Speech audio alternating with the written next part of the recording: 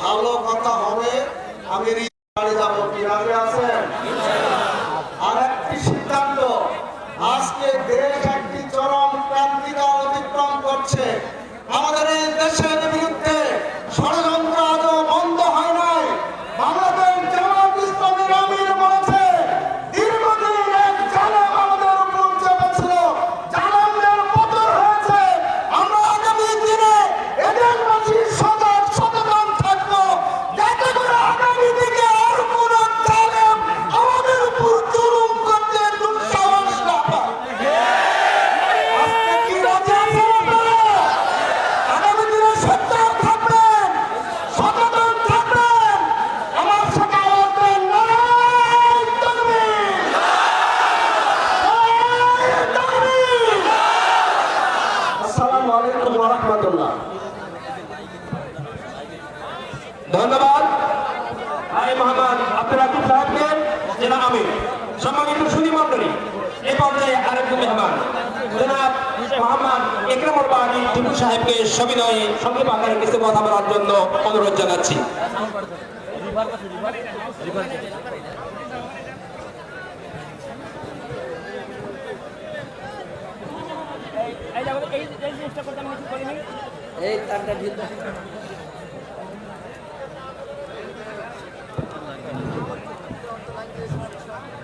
আউযু বিল্লাহি মিনাশ শাইতানির রাজিম। বিসমিল্লাহির রহমানির রহিম। বারিলা দক্ষিণ পাড়ার জামি মসজিদের উন্নয়ন কল্পে এই এলাকার যুব সম্প্রদায় কর্তৃক আয়োজিত আজকের এই তাফসিরুল কোরআন মাহফিলের সম্মানিত শ্রদ্ধাভাজন সভাপতি, মাননীয় প্রধান অতিথি, বিশেষ অতিথিবৃন্দ, আমন্ত্রিত অতিথিবৃন্দ, আজকের এই মাহফিলে মহাগ্রন্থ আল কোরআন থেকে তাফসির পেশ করবার জন্য প্রধান মেহমান হিসেবে আমাদের মাঝে উপস্থিত রয়েছেন আমাদের সকলের অত্যন্ত প্রিয়, সকলের ভালোবাসার পাত্র, আমাদের সর্বজন শ্রদ্ধেয় ব্যক্তিত্ব মাওলানা আমির হামজা সাহেব সহ সম্মানিত ওলামায়ে কেরামগণ, এখানে সমবেত সর্বস্তরের দিনদার ইমানদার মুসল্লিবৃন্দ, দূরে বসে যে সমস্ত মা বোনেরা শুনছেন, আপনাদের সকলকে অন্তরের অন্তঃস্থল থেকে শুভেচ্ছা সহ সালাম জানাই। আসসালামু আলাইকুম ওয়া রাহমাতুল্লাহি ওয়া বারাকাতুহু। প্রিয় ভাইরা, আজকে একটা বিশেষ অবস্থার মধ্য দিয়ে এই তাফসিরুল কোরআন মাহফিল অনুষ্ঠিত হচ্ছে। আপনারা আমরা সবাই জানি, একটা মুক্ত আবহাওয়ায়, মুক্ত পরিবেশে এরকম তাফসির মাহফিল করবার জন্য আমাদের এই দেশের তরুণ ও যুব সমাজকে প্রাণ দিতে হয়েছে অল্প কয়েকদিন আগেই। শাহাদত বরণ করতে হয়েছে বহু ছাত্র জনতাকে। আজকে তাদের রক্তের বিনিময়ে, তাদের আত্মত্যাগের মধ্য দিয়ে আমরা এই বাংলাদেশে একটা মুক্ত চর্চার সুযোগ পেয়েছি, স্বাধীন চিন্তা, স্বাধীন মত প্রকাশের সুযোগ পেয়েছি। বিশেষ করে ইসলামী আলোচনা মুক্তভাবে, স্বাধীনভাবে করবার জন্য আমরা সুযোগ লাভ করেছি। এই জন্য সকলে বলি আলহামদুলিল্লাহ। একই সঙ্গে এই পরিবেশ করে দেওয়ার জন্য যারা আত্মাহুতি দিয়েছে, শাহাদত বরণ করেছে, তাদের সকলের জন্য আমরা দোয়া করব। আল্লাহ পাক যেন তাদেরকে শাহাদতের মর্যাদা দান করেন, তাদেরকে বিনা হিসেবে জান্নাতুল ফিরদাউস নসিব করেন। প্রিয় ভাইরা, তারা তো রক্ত দিয়ে আমাদের এই নতুন স্বাধীনতা এনে দিয়েছে, কিন্তু আপনাদের মনে রাখতে হবে যে আজ থেকে 54 বছর আগেও একবার আমরা স্বাধীনতা লাভ করেছিলাম। তখনও 30 লক্ষ মানুষ প্রাণ দিয়েছিল, 2 লক্ষ মা বোন ইজ্জত দিয়েছিল, কিন্তু এই 50 বছরের মধ্যেই আমরা সেই স্বাধীনতা হারিয়ে ফেলেছিলাম। আমরা স্বৈরাচারকে দেখলাম জগদ্দল পাথরের উপরে দেশের মানুষের বুকের উপরে দাঁড়িয়ে থাকতে। অত্যাচার, নির্যাতন, নিপীড়ন, জুলুম, দুঃশাসন তাদের হাত থেকে রেহাই পেয়েছেন এরকম মানুষের সংখ্যা অতি নগণ্য, হাতে গোনা তাদের দলভুক্ত যে কিছু লোক তারা ছাড়া। সুতরাং আজকে আমাদেরকে নতুন করে শপথ নিতে হবে, এই যে নতুন স্বাধীনতা আমরা লাভ করলাম, এই স্বাধীনতা রক্ষা করবার জন্য আমাদেরকে ঐক্যবদ্ধ থাকতে হবে। বাংলাদেশী জাতীয়তাবাদ, ইসলামী মূল্যবোধ এর প্রতি অকুণ্ঠ আস্থা রেখে আমাদেরকে আগামী দিনে যে কোনো রকমের স্বৈরাচারের বিরুদ্ধে ঐক্যবদ্ধ থাকতে হবে। না হলে আবারও ওই রকমের স্বৈরাচারের জন্ম নেবে, নিত্য নতুন স্বৈরাচারের জন্ম হবে যদি আমরা আমাদের দায়িত্ব কর্তব্য ভুলে যাই। ভাইয়ের আমার, যাই হোক, আমি আর কথা বাড়াচ্ছি না। এখান থেকে কোরআনের আলোচনা শুনবার জন্য মূলত আমরা এসেছি। আমরা সেই দিকে কথা বললাম না, কিন্তু একটা কথা মনে রাখতে হবে যে দেশ প্রেমও কিন্তু ইমানের অঙ্গ। সুতরাং আমরা সবাই দেশপ্রেমিক হবে, দেশকে ভালোবাসবো। দেশ থেকে যাতে ইসলামী বিরোধী যে শক্তি, সেই অপশক্তিকে আমরা দূর করেছি, আর কোনো দিন যেন তারা আর আসতে না পারে, সেই জন্য আমরা সকলে মিলে ঐক্যবদ্ধ থাকবো। এই উদাত্ত আহ্বান রেখে সকলের মঙ্গল কল্যাণ কামনা করে এই তাফসীর মাহফিলের সুফল আদর্শ যেন আমাদের সকলের জীবনে বর্ষিত হয়, এই শুভ কামনা করে আমি সংক্ষেপে আলোচনা এখানে শেষ করলাম। আল্লাহ হাফেজ। আসসালামু আলাইকুম ওয়া রাহমাতুল্লাহি ওয়া বারাকাতুহু।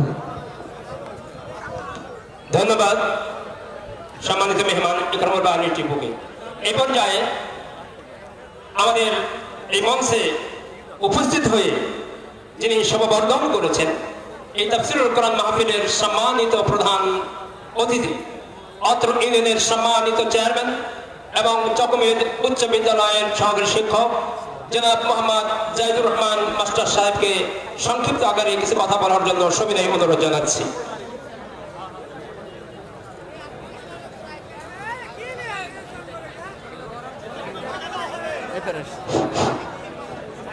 আসসালামু আলাইকুম ওয়া রাহমাতুল্লাহ। এই ভাদ্রের ভাবসা গরমে আপনারা হয়তো বা অনেকের কথা শুনে বিরক্ত হচ্ছেন, কিন্তু প্রত্যেকটা জালসারই নিয়ম আছে, কিছু না কিছু কথা বলে স্থানীয় যারা রাজনৈতিক ব্যক্তিত্ব এবং গণ্যমান্য ব্যক্তিত্ব এবং যারা এই মঞ্চের বিভিন্নভাবে বিভিন্ন দায়িত্ব পালন করে থাকেন, তারাও কথা বলে থাকেন। কিন্তু আপনারা বিরক্ত হবেন না, আমি আপনাদের সামনে বেশিক্ষণ কথা বলবো না, আমি ওরকম বক্তাও না। আমি এই সবেমাত্রই এই ইউনিয়নের চেয়ারম্যান নির্বাচিত হয়েছি এবং আপনারা বিপুল ভোটে আমাকে চেয়ারম্যান নির্বাচিত করেছেন। আর এই আমাকে যে সম্মান দেওয়া হয়েছে, এই সম্মানের আমি অতটাও উপযুক্ত নয়, কিন্তু দেশের প্রেক্ষাপটে এখানে যেহেতু এমপি অনুপস্থিত এবং উপজেলা চেয়ারম্যানও এখানে অনুপস্থিত, তাই ইউনিয়ন কাউন্সিলের চেয়ারম্যান হিসাবে আমাকে এই দায়িত্ব আপনারা দিয়েছেন বা এই সম্মানটুকু আপনারা দিয়েছেন, এই জন্য আপনাদের কাছে কৃতজ্ঞ। আপনারা আমার জন্য দোয়া করবেন এবং দেশবাসীর জন্য দোয়া করবেন। এবং আপনাদের সামনে যেই মুফতি সাহেব বসে আছেন আমির হামজা ভাই, তিনি দীর্ঘদিন জেলে ছিলেন এবং এর আগেও এই বাড়িলায় জালসায় আসার কথা ছিল, কিন্তু তিনি আসতে পারেননি। এইবারে আসছেন, আপনারা কষ্ট করে হলেও ধৈর্য ধরে জ্ঞান দান না করে তার কথা শুনবেন, এইটুকু আশা ব্যক্ত করে আমি আমার সংক্ষিপ্ত কথা শেষ করছি। আসসালামু আলাইকুম ওয়া রাহমাতুল্লাহ। বিশ্বব্যাপী পড়ে সারাও, বুক টান করে দাঁড়াও, কিন্তু তোরা যাবি বল, ইসলামী সঙ্গীত এগিয়ে চল।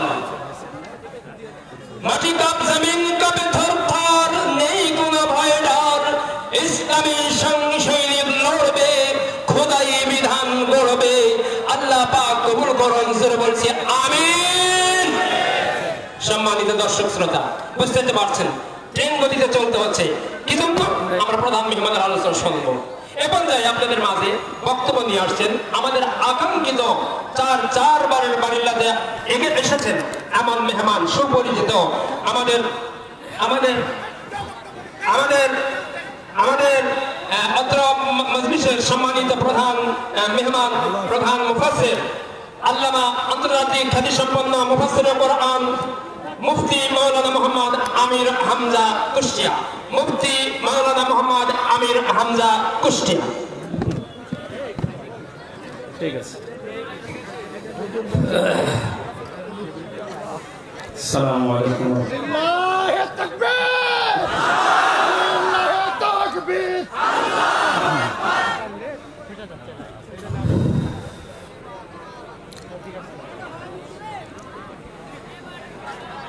ইন্নাল হামদালিল্লাহি ওয়াস সালাতু ওয়াস সালামু আলা রাসূলিল্লাহ।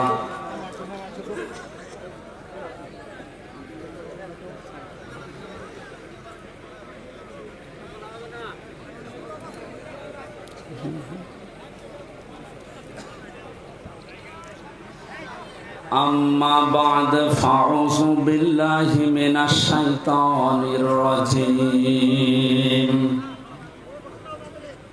بسم الله الرحمن الرحيم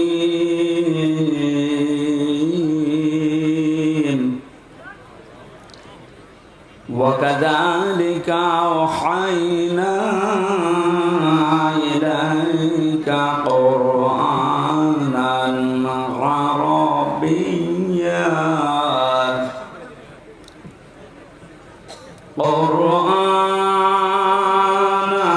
عربيا لتنذر أم القرى ومن حولها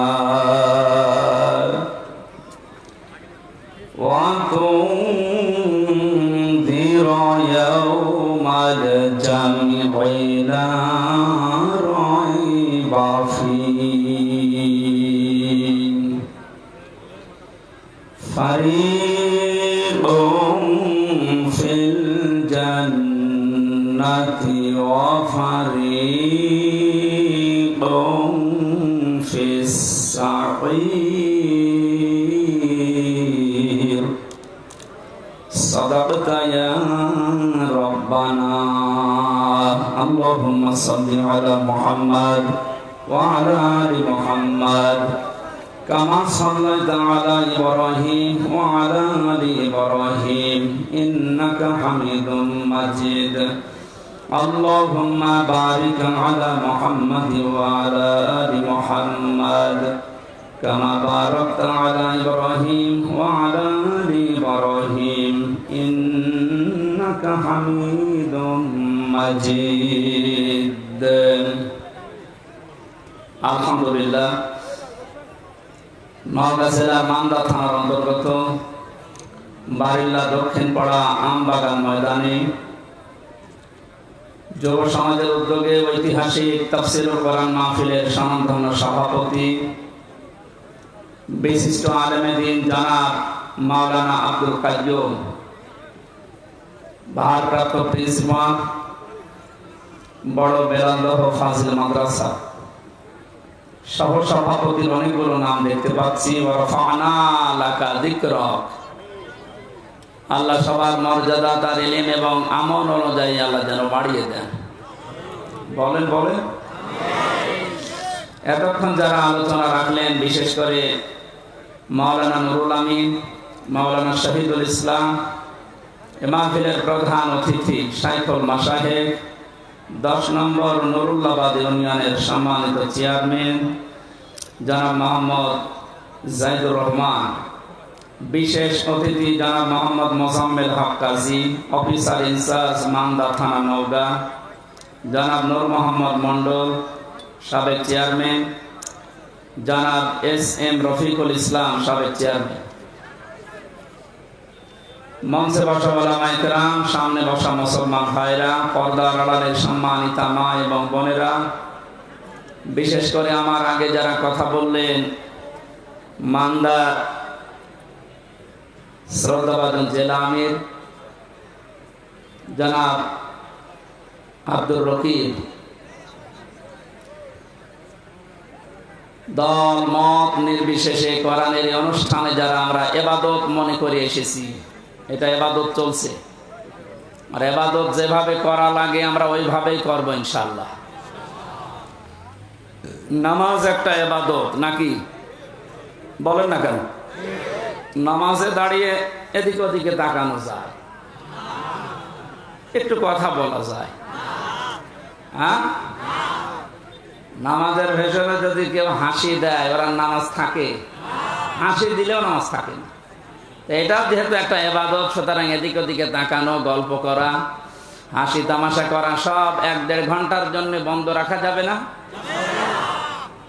এটা যেমন তেমন ইবাদত চলছে না আফদালুল ইবাদা নবীজি বলেন সর্বোত্তম ইবাদত এটা তিলাওয়াতুল কোরআন পৃথিবীতে যত নফল ইবাদত আছে সবচাইতে উত্তম আল্লাহর কাছে এইটা যারা কোরআনের আলোচনায় থাকে এই ছেলে কথা বলো কেন এই আব্দুল কাইয়ুম ভাই ওখানে কেন এই স্টেজে আসেন তিরমিজি শরীফের হাদিস, নবীজি মসজিদে নববীতে প্রবেশ করে দেখলেন ডান দিকে কিছু মানুষ বসে আছে, ওরা জিকির করছে। বাম দিকে কিছু মানুষ বসে আল্লাহর কোরআন নিয়ে আলোচনা করছে। নবীজি বললেন দুইটা দল ভালো কাজে আছে, তবে সবচাইতে উত্তম কাজে আছে তারা যারা আল্লাহর কোরআন নিয়ে ব্যস্ত আছে। আল্লাহ আমাকে এই মুহূর্তেই নির্দেশ দিয়েছেন আমি যেন কোরআনের শ্রোতা হয়ে এদের সাথে বসে আলোচনায় লিপ্ত হই। আপনি টের পেয়ে পাইলেন কি বললাম? আমি বিশ্বনবী যদি এখন জীবিত থাকতেন আর ইমানদার উপর দিয়ে যদি হেঁটে যেতেন, কোরআনের ইজ্জতে, হামজার ইজ্জতে না, কোরআনের ইজ্জতে নবীজি এখন এসে শ্রোতা হয়ে আমাদের সাথে আলোচনায় বসে যেতেন। এত বড় একটা দামি জায়গায় আপনি বসে গল্প করছেন, আপনি মানুষ? চুপ করেন। কোরআনের এই অনুষ্ঠানে আমরা আসতে পেরে এটা নিয়ামত মনে করে আমরা শুকরিয়া আদায় করছি, আলহামদুলিল্লাহ। দরুদ আর সালাম পড়ছি আমাদের নবী মুহাম্মদুর রাসূলুল্লাহ সাল্লাল্লাহু আলাইহি ওয়াসাল্লামের প্রতি। যে সমস্ত বিষয়গুলো মানুষ পেলে নারাজ হয় কিন্তু আল্লাহ খুশি হয়, তার ভেতরে অন্যতম হচ্ছে কন্যা সন্তান, বৃষ্টি, মেহমান, অসুখ বিসুখ, এগুলো পেলে মানুষ নারাজ হয় স্বাভাবিকভাবে। তো আল্লাহ সবচাইতে বেশি খুশি এই চারটা জিনিসের প্রতি। কন্যা সন্তান দিয়ে মানুষকে আল্লাহ নবীজির সাথে জান্নাতে রাখতে চায়। বিশ্ব নবী জানিয়েছেন যার একটা, দুইটা, তিনটা কন্যা সন্তান হবে, ও যদি সঠিকভাবে এলেম শিক্ষা দিয়ে তারবিয়াত দিয়ে সৎ পাত্র দেখে পাত্রস্থ করতে পারে, এ পর্যন্ত দায়িত্ব শেষ। তাহলে কিয়ামত পর্যন্ত ওই মা বাবা গার্জিয়ানের সাথে আল্লাহর রহমত থাকবে। আপনি টের পেলেন নবীজির কথা কত দূর গিয়েছে? শুধু দুনিয়ায় না, কিয়ামত পর্যন্ত থাকবে।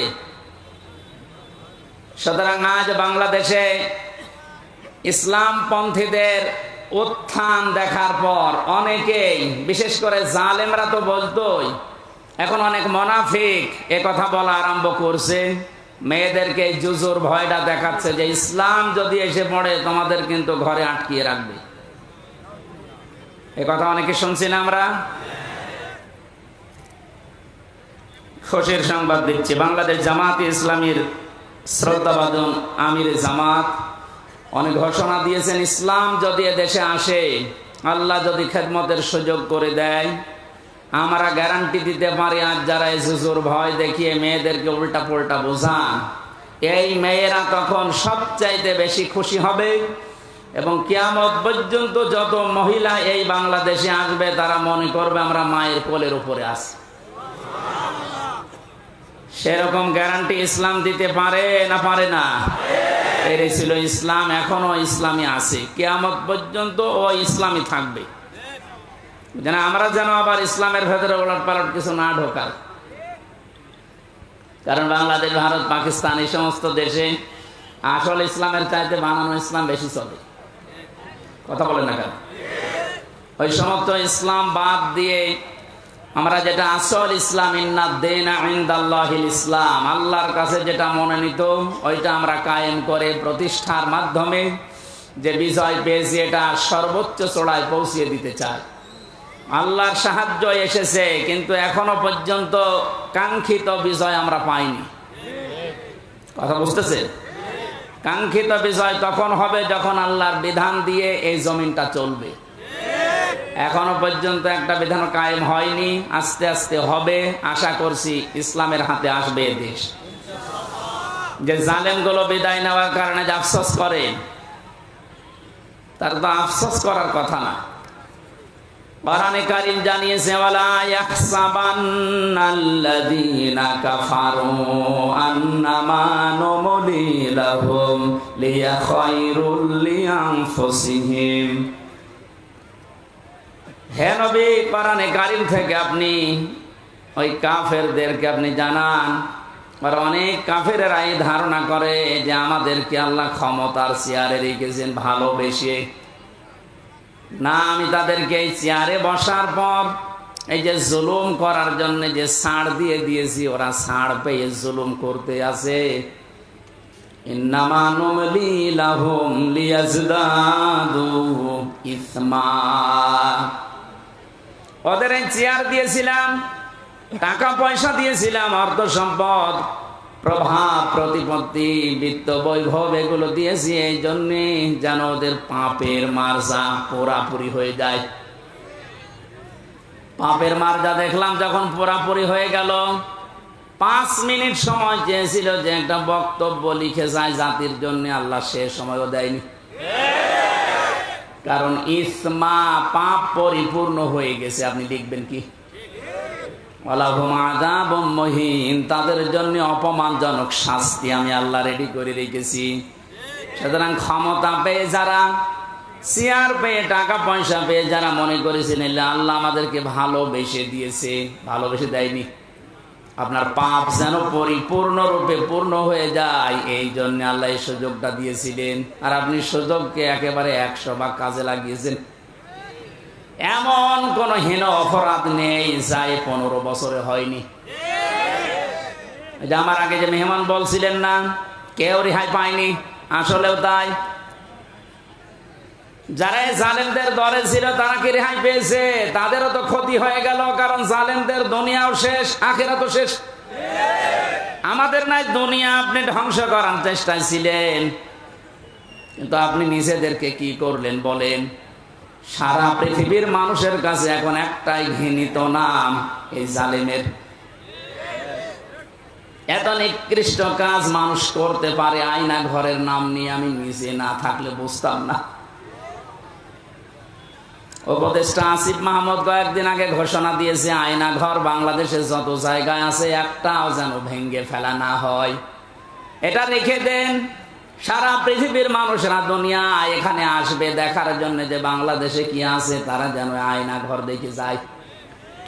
কিয়ামত পর্যন্ত পৃথিবীর মানুষেরা জানবে যে বাংলাদেশেও একজন জালেম ছিল। ওরা মনে করেছিল আল্লাহ আমাদের ভালোবেসেই দিয়েছে।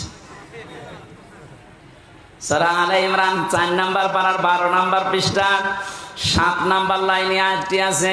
কাফেররা ধারণা করে যে আল্লাহ আমাদেরকে ভালোবেসে এগুলো সব দিয়ে রেখেছে।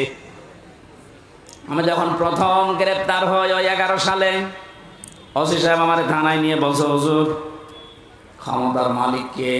আল্লাহ। আল্লাহ ক্ষমতার মালিক। সূরা আলে ইমরানের 26 নম্বর আয়াত পড়ে ব্যাখ্যা করেন। কি ব্যাখ্যা করব?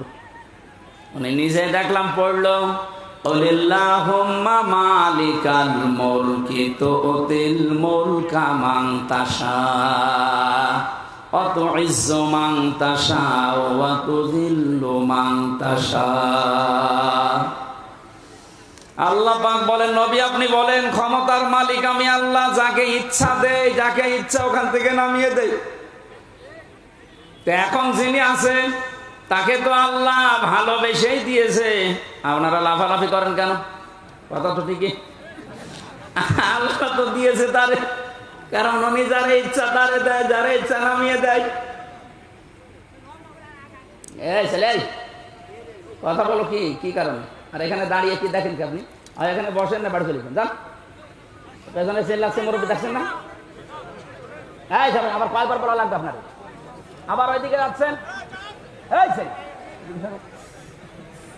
কোন দিকে তাকাও তুমি নিজে? সরো সরো, এখানে সরো, সরো সরো সরো, তাড়াতাড়ি সরো। মাইকওয়ালা থাকলে যেন বসে থাকে।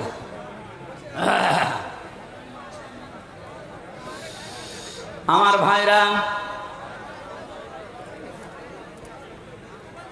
এই জন্য কোরআনে কারীম যারা আমরা শুনতে আজ এসেছি ইবাদত মনে করি, যেভাবে ইবাদত করা লাগে আমি আবার বলছি, আল্লাহ যেন ওইভাবে আজকের 1-1.5 ঘন্টা ইবাদত হিসাবে তিনি লিখে দেন। বলেন আমিন।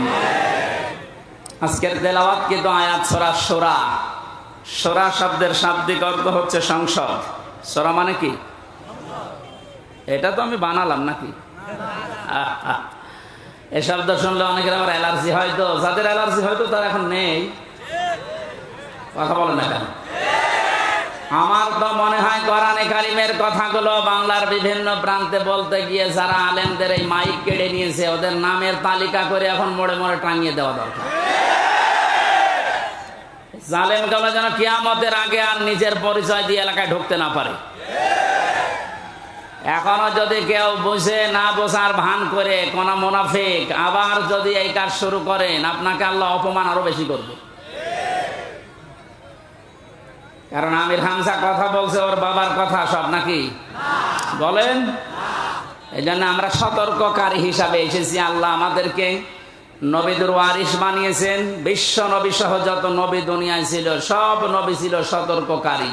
আজকের আলোচনার বিষয় হচ্ছে সতর্ক। কি বললাম? আমাদের সতর্ক হওয়া লাগবে। আর এই জন্য এলাকার মানুষ মিলে এই আয়োজন দিয়েছে যেন আমরা সতর্ক হতে পারি। সূরা মানে সংসদ, 53টা আয়াত দিয়েছেন আল্লাহ, 5টা রুকু আছে। একটা মাত্র আয়াত পড়েছি, 5টা ভাগ করেছেন আল্লাহ এই আয়াতের ভেতরে।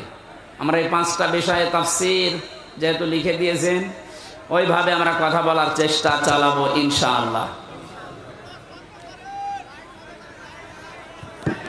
এই সমস্যা কি?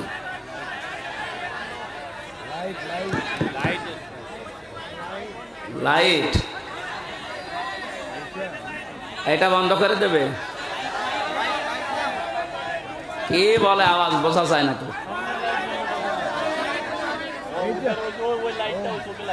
ওইটা এগুলোই মাগরিবের পর থেকে জ্বলছিল, এখন দেখেননি? কার মোবাইলের লাইট? হ্যাঁ, মোবাইলের লাইট কার? এখানে লাইট কার? কি একজন বলেন, একজন বলেন কি সমস্যা কি?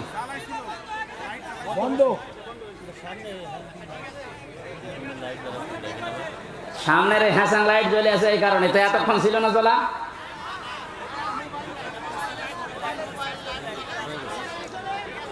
হ্যাঁ, পেছনে মোবাইলের লাইট জ্বলছে কার?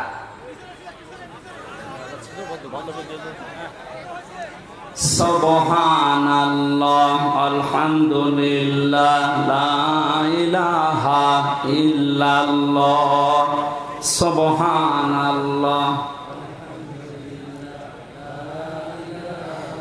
এ ফ্যান ধরছে, রওশনের সাথে রওশনের সাথে লাগিয়ে দিলে চাইতে বেশি জোরে করবে।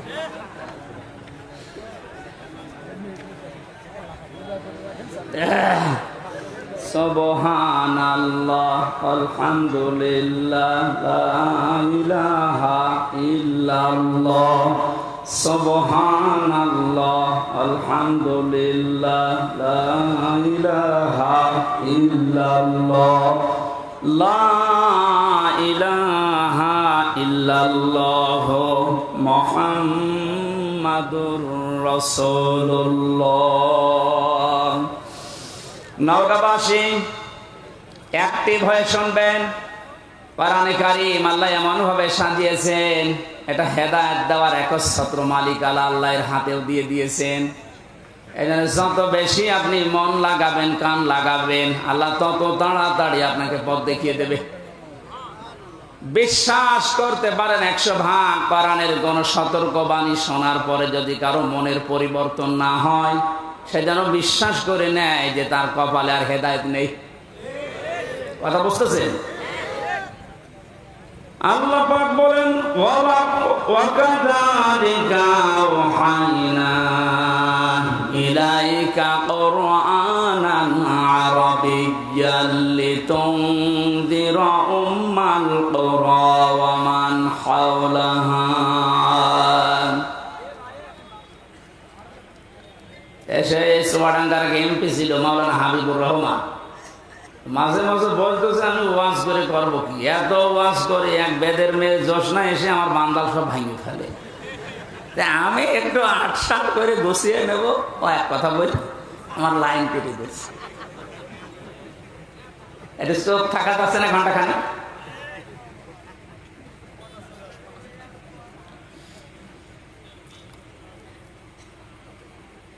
চারটা বড় বড় নিয়ামত আল্লাহর কাছে আমরা কথা বলছিলাম, উনি নিজে পছন্দ করেন, কিন্তু তার এই বান্দা বান্দিরা এটা পছন্দ করে না। 1 নম্বরে কন্যা সন্তান।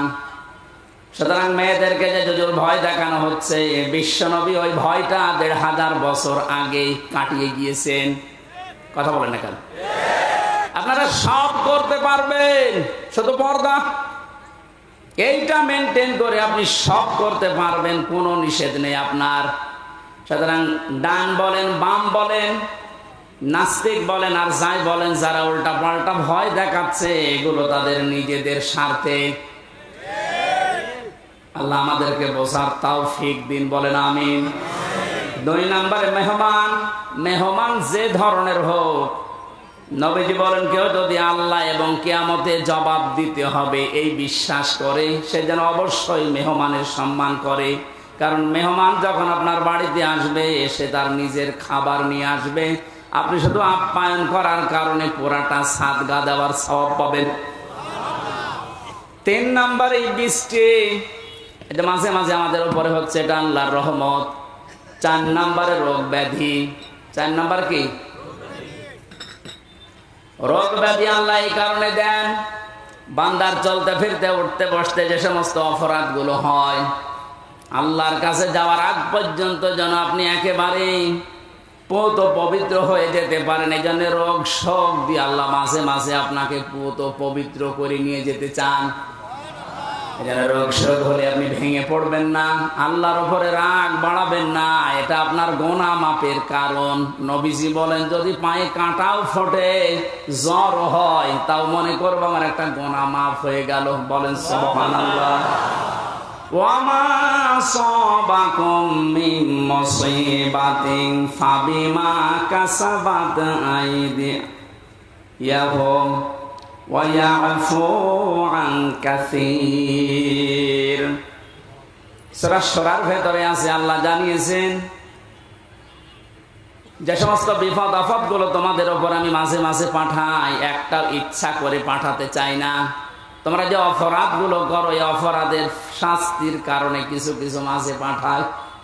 সব অপরাধের শাস্তি যদি দুনিয়ায় দিয়ে দিতাম, শ্বাস করার সময় পেতে না। এই জন্য রোগ শোক হলে ভেঙে পড়বেন না। কিছু মানুষের অভিযোগ হয়ে যায় আল্লাহর উপরে, আল্লাহ তুমি আমার এই শুধু দেখো, পাশের বাড়িতে কেউ দেখে না।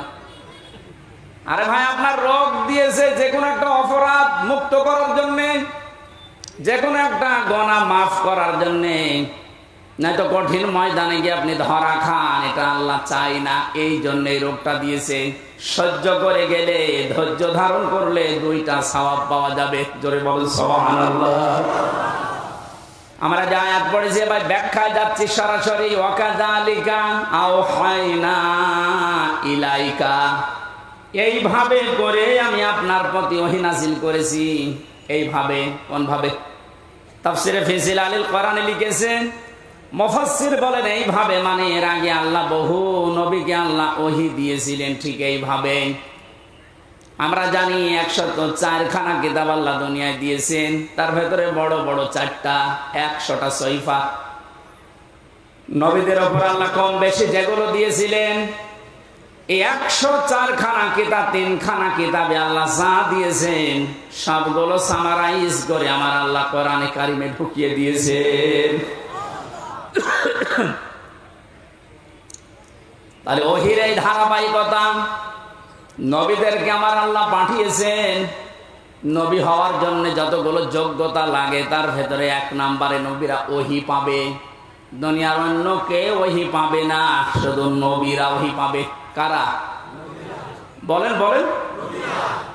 এখান থেকে কয়েকটা শিক্ষা আছে, আমি সামনে আসছি। আল্লাহ পাক নবীদেরকে ওহী দিয়েছিলেন পূর্ণাঙ্গ শরীয়ত নাযিল করার জন্য। সর্বপ্রথম যে নবীকে ওহী দিয়েছিলেন হযরতে নূহ আলাইহিস সালাম, একেবারে সর্বশেষ কমপ্লিট করার জন্য কোনোদিন আর কিছু লাগবে না।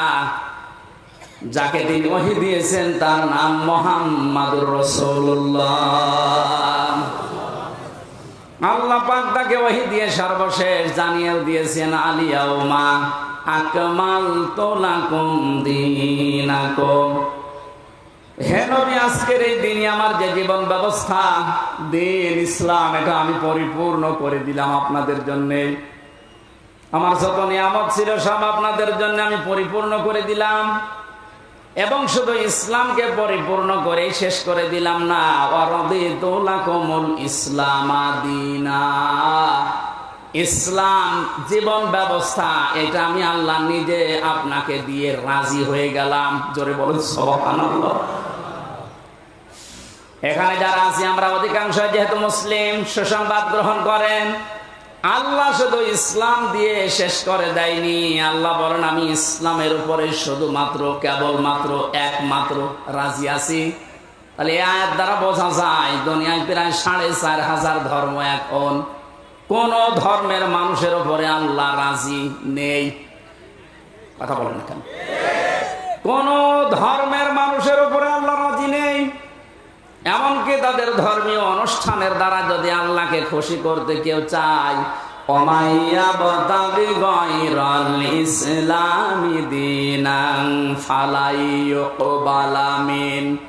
সূরা আলে ইমরানের 85 নম্বর আয়াতের প্রথম অংশে আছে, ইসলাম বাদ দিয়ে দুনিয়ার যে কোনো নিয়ম দিয়ে যদি কেউ আল্লাহকে রাজি করতে চায়, ওর জীবনের কোনো ইবাদত বন্দেগী আল্লাহর কাছে কবুল হচ্ছে না, হবে না। ইকবাল এটা মোজারে, বর্তমান ভবিষ্যৎ, প্রেজেন্ট ফিউচার। আরবি গ্রামার অনুযায়ী মোজারের আগে লাং শব্দ আসলে অর্থ হয় কোশ্চিন কালেও হবে না।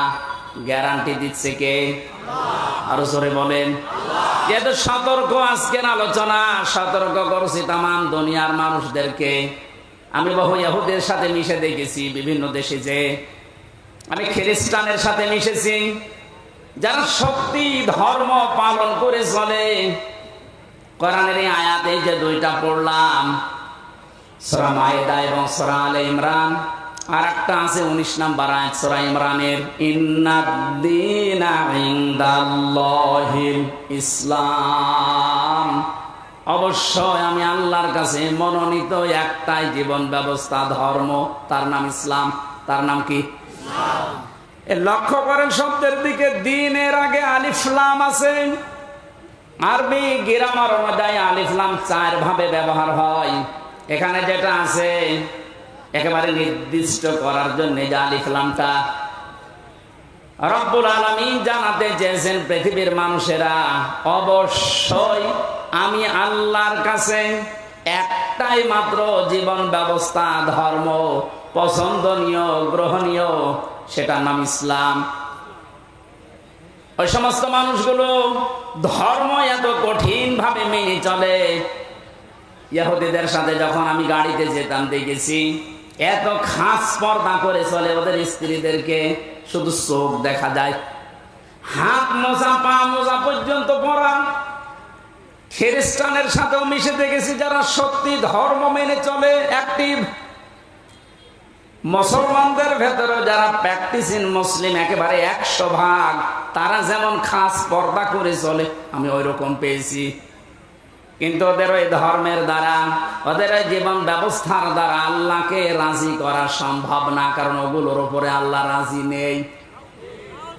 যেহেতু এই পৃথিবীর সর্বশ্রেষ্ঠ এবং নির্ভুল কিতাব, সর্বশ্রেষ্ঠ সর্বশেষ নির্ভুল কোরআন কারীম, এটা দিয়ে সতর্ক করলাম। যত জায়গায় আওয়াজ যাচ্ছে আপনি এখনো চিন্তা ভাবনা করে দরকার হয় ফিরে আসবেন, সময় এখনো আছে। কিন্তু মৃত্যুর গড়গড়ানি শুরু হয়ে গেলে তখন কিন্তু আর তাওবাও কবুল হবে না। আশা করি সতর্কবাণীটা আপনি মানবেন। আর আমাদের জন্য সুসংবাদ, দুনিয়া আখিরাতে কিচ্ছু না পাই, ইসলাম পেয়েছি, মানতে পারি আর না পারি। কথা বলে না হয়তো 100 মানতে পারি না পারি পুরো নিয়মটা, কিন্তু ইসলাম আমি জীবন ব্যবস্থা হিসাবে পেয়েছি, এই জন্য আমি খুশি। আন আব্বাস রাদিয়াল্লাহু তাআলা আনহু قال, একটু এদিকে তাকান, মান যাকা তামাল ঈমান মান রাদিয়া বিল্লাহি রাব্বা ওয়া বিইসলামি দীনা ওয়া বিমুহাম্মাদির রাসূলিল্লাহ সাল্লাল্লাহু আলাইহি সাল্লাম নাবিয়্যা ওয়া রাসূলা। রাওয়াহু মুসলিম। আল্লাহর নবী জানিয়েছেন পৃথিবীর প্রতিটি জিনিসের আলাদা আলাদা স্বাদ আছে। ঈমান যদি কেউ আনে আর মনে করে আমি স্বাদ পেতে চাই, ঈমানেরও স্বাদ পাওয়া যায়। ঈমানের স্বাদ আছে না নেই? ঈমানের স্বাদ যদি না থাকবে, পৃথিবীতে মানুষ ইসলামের জন্য এত কোরবানি দেবে, এত কষ্ট সহ্য করবে কোন কারণে? অবশ্যই ঈমানের স্বাদ আছে। ঈমানের স্বাদ পাওয়ার জন্য এখানে 3টা পয়েন্ট আমরা পেয়েছি। যে ব্যক্তি আল্লাহকে রব পাওয়ার পরে খুশি হয়ে গেছে, মুহাম্মদ রাসূলুল্লাহকে একমাত্র আদর্শ পাওয়ার পরে খুশি।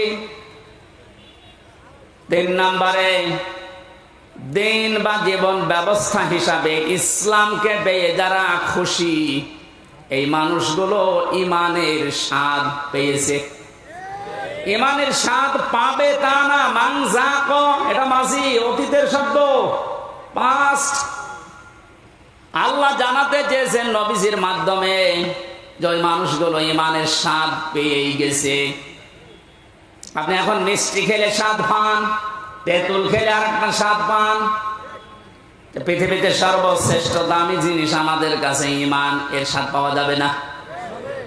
এর স্বাদ যদি সত্যি সত্যি কেউ পেতে চায়, ইসলাম বাদ দিয়ে পৃথিবীর কোন ধর্ম সঠিক এ কথা বলাও তার জন্য জায়েজ নেই।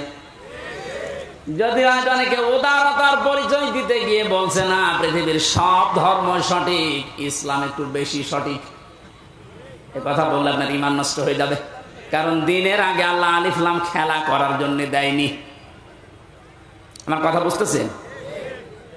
আমি সেই দিন মান্দা কোন জায়গায় এসে বলেছিলাম যে ওযু করলে মানুষের ওযু ভেঙে যায় 7টা কারণে, নামাজে দাঁড়ালে নামাজও ভেঙে যায় 19টা কারণে, হজ করতে গিয়েছে যারা হজও ভেঙে যায়, রোজা রেখেছে যারা রোজাও ভেঙে যায় 2টা কারণে।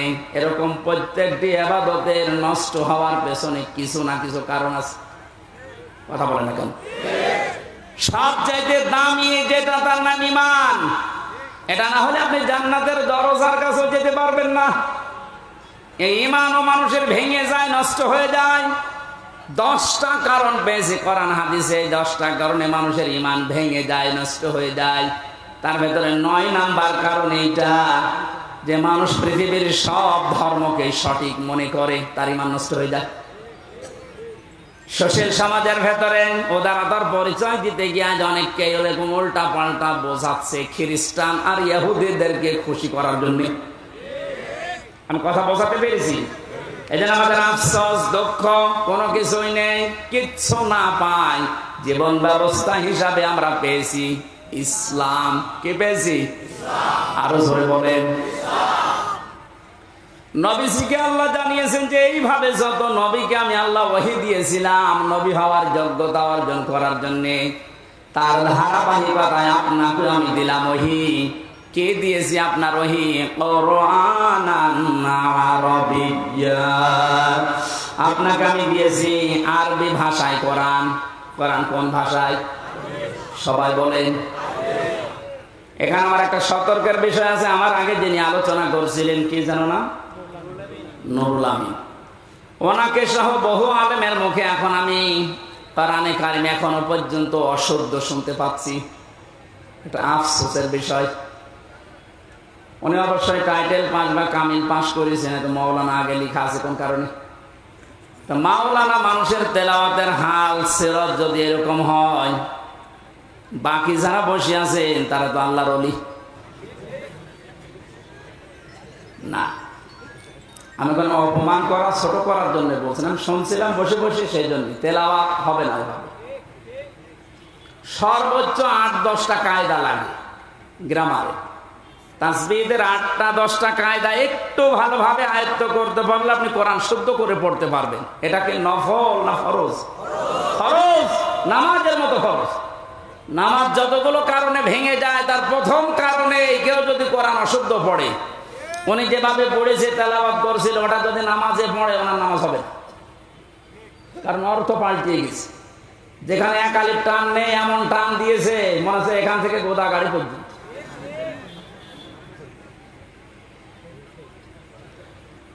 এজন্য আশা করছি কোরআনে কারিম এলাকায় যারা পড়ায়, মাদ্রাসা এবং এতিমখানা মসজিদ যেখানে আছে, এই সমস্ত জায়গাগুলো আরো ওপেন করেন। এখন যেহেতু জালেমের আর কোনো আনাগোনা নেই, হ্যাঁ এরপরেও কিছু জালেম মুনাফিকের সুরত নিয়ে এখনো পর্যন্ত বিভিন্ন দৃষ্টিকে বাধা দিচ্ছে। সাফ কথা শোনেন, যারা কোরআনে কারিম পড়া, বোঝা, কোরআনে কারিমকে প্রচার করা, প্রতিষ্ঠা করায় বাধা দেয়, এরা টাটকা নির্ভেজাল কাফের, কোনো সন্দেহ নেই। এরা যদি মারা যায়, কোরআন বাধা দিয়েছে, কোরআন প্রচারে, প্রসারে, প্রতিষ্ঠায়, শিক্ষায়, এ মানুষগুলো মারা গেলে ওর জানাজার দরকার নেই, কবর দেওয়ার দরকার নেই।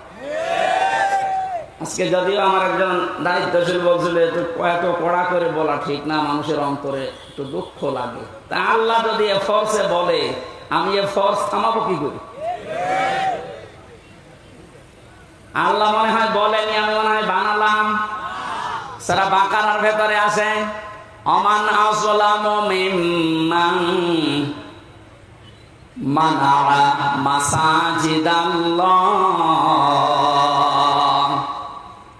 সূরা বাকারার ভেতরে আল্লাহ জানিয়েছেন, আমি আল্লাহর দৃষ্টিতে সব চাইতে বড় জালেম ওইটা, যেই লোকটা আমি আল্লাহর ঘর মসজিদে আমার নাম, আমার জিকির, আমার কোরআনের আলোচনা হতে বাধা দেয়, বন্ধ করে দেয়। এ 15 বছরও কোন জালেমের এইরকম সাহস হয়নি যে কোরআনে কারীম মসজিদে পড়লে বাধা দিয়েছে, বন্ধ করে দিয়েছে। কিন্তু এখন আমি অনেক জালেমকে প্রকাশ্য দেখতে পাচ্ছি, মসজিদে কোরআনের দার্স হচ্ছে, মুসলমান নাম যে বন্ধ করে দিচ্ছে। আরে ভাই, কাজ তো কাফেরের কাজ।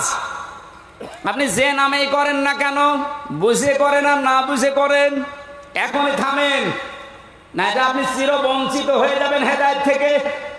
আপনার দুনিয়াও হারাবেন জালেমদের মতো, আখিরাত তো হারিয়ে ফেলেছেন।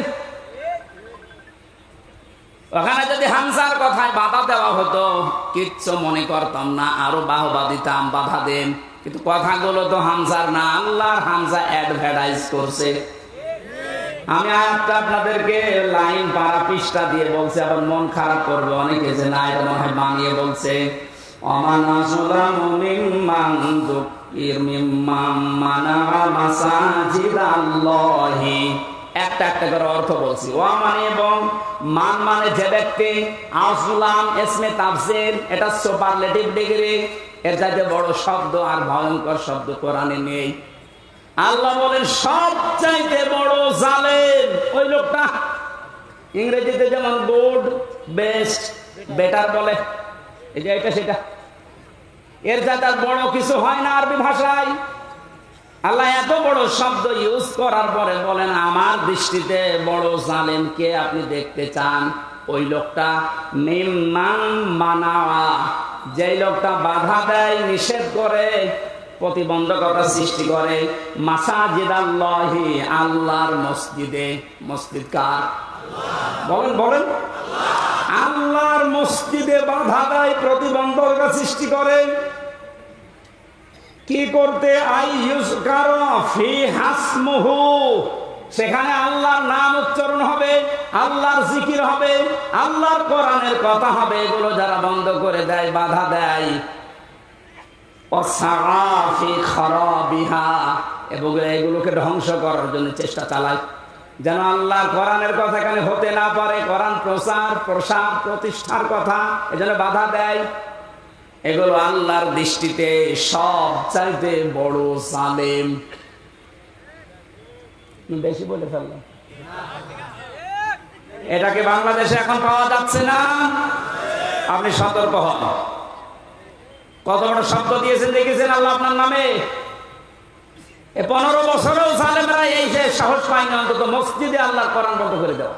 কিছু জায়গায় পেয়েছিলাম, এখন এইগুলো যারা করছেন আপনি আশা করছি সতর্ক হবেন ভাই, তা আপনার কপাল কিন্তু আগুন লেগে যাবে।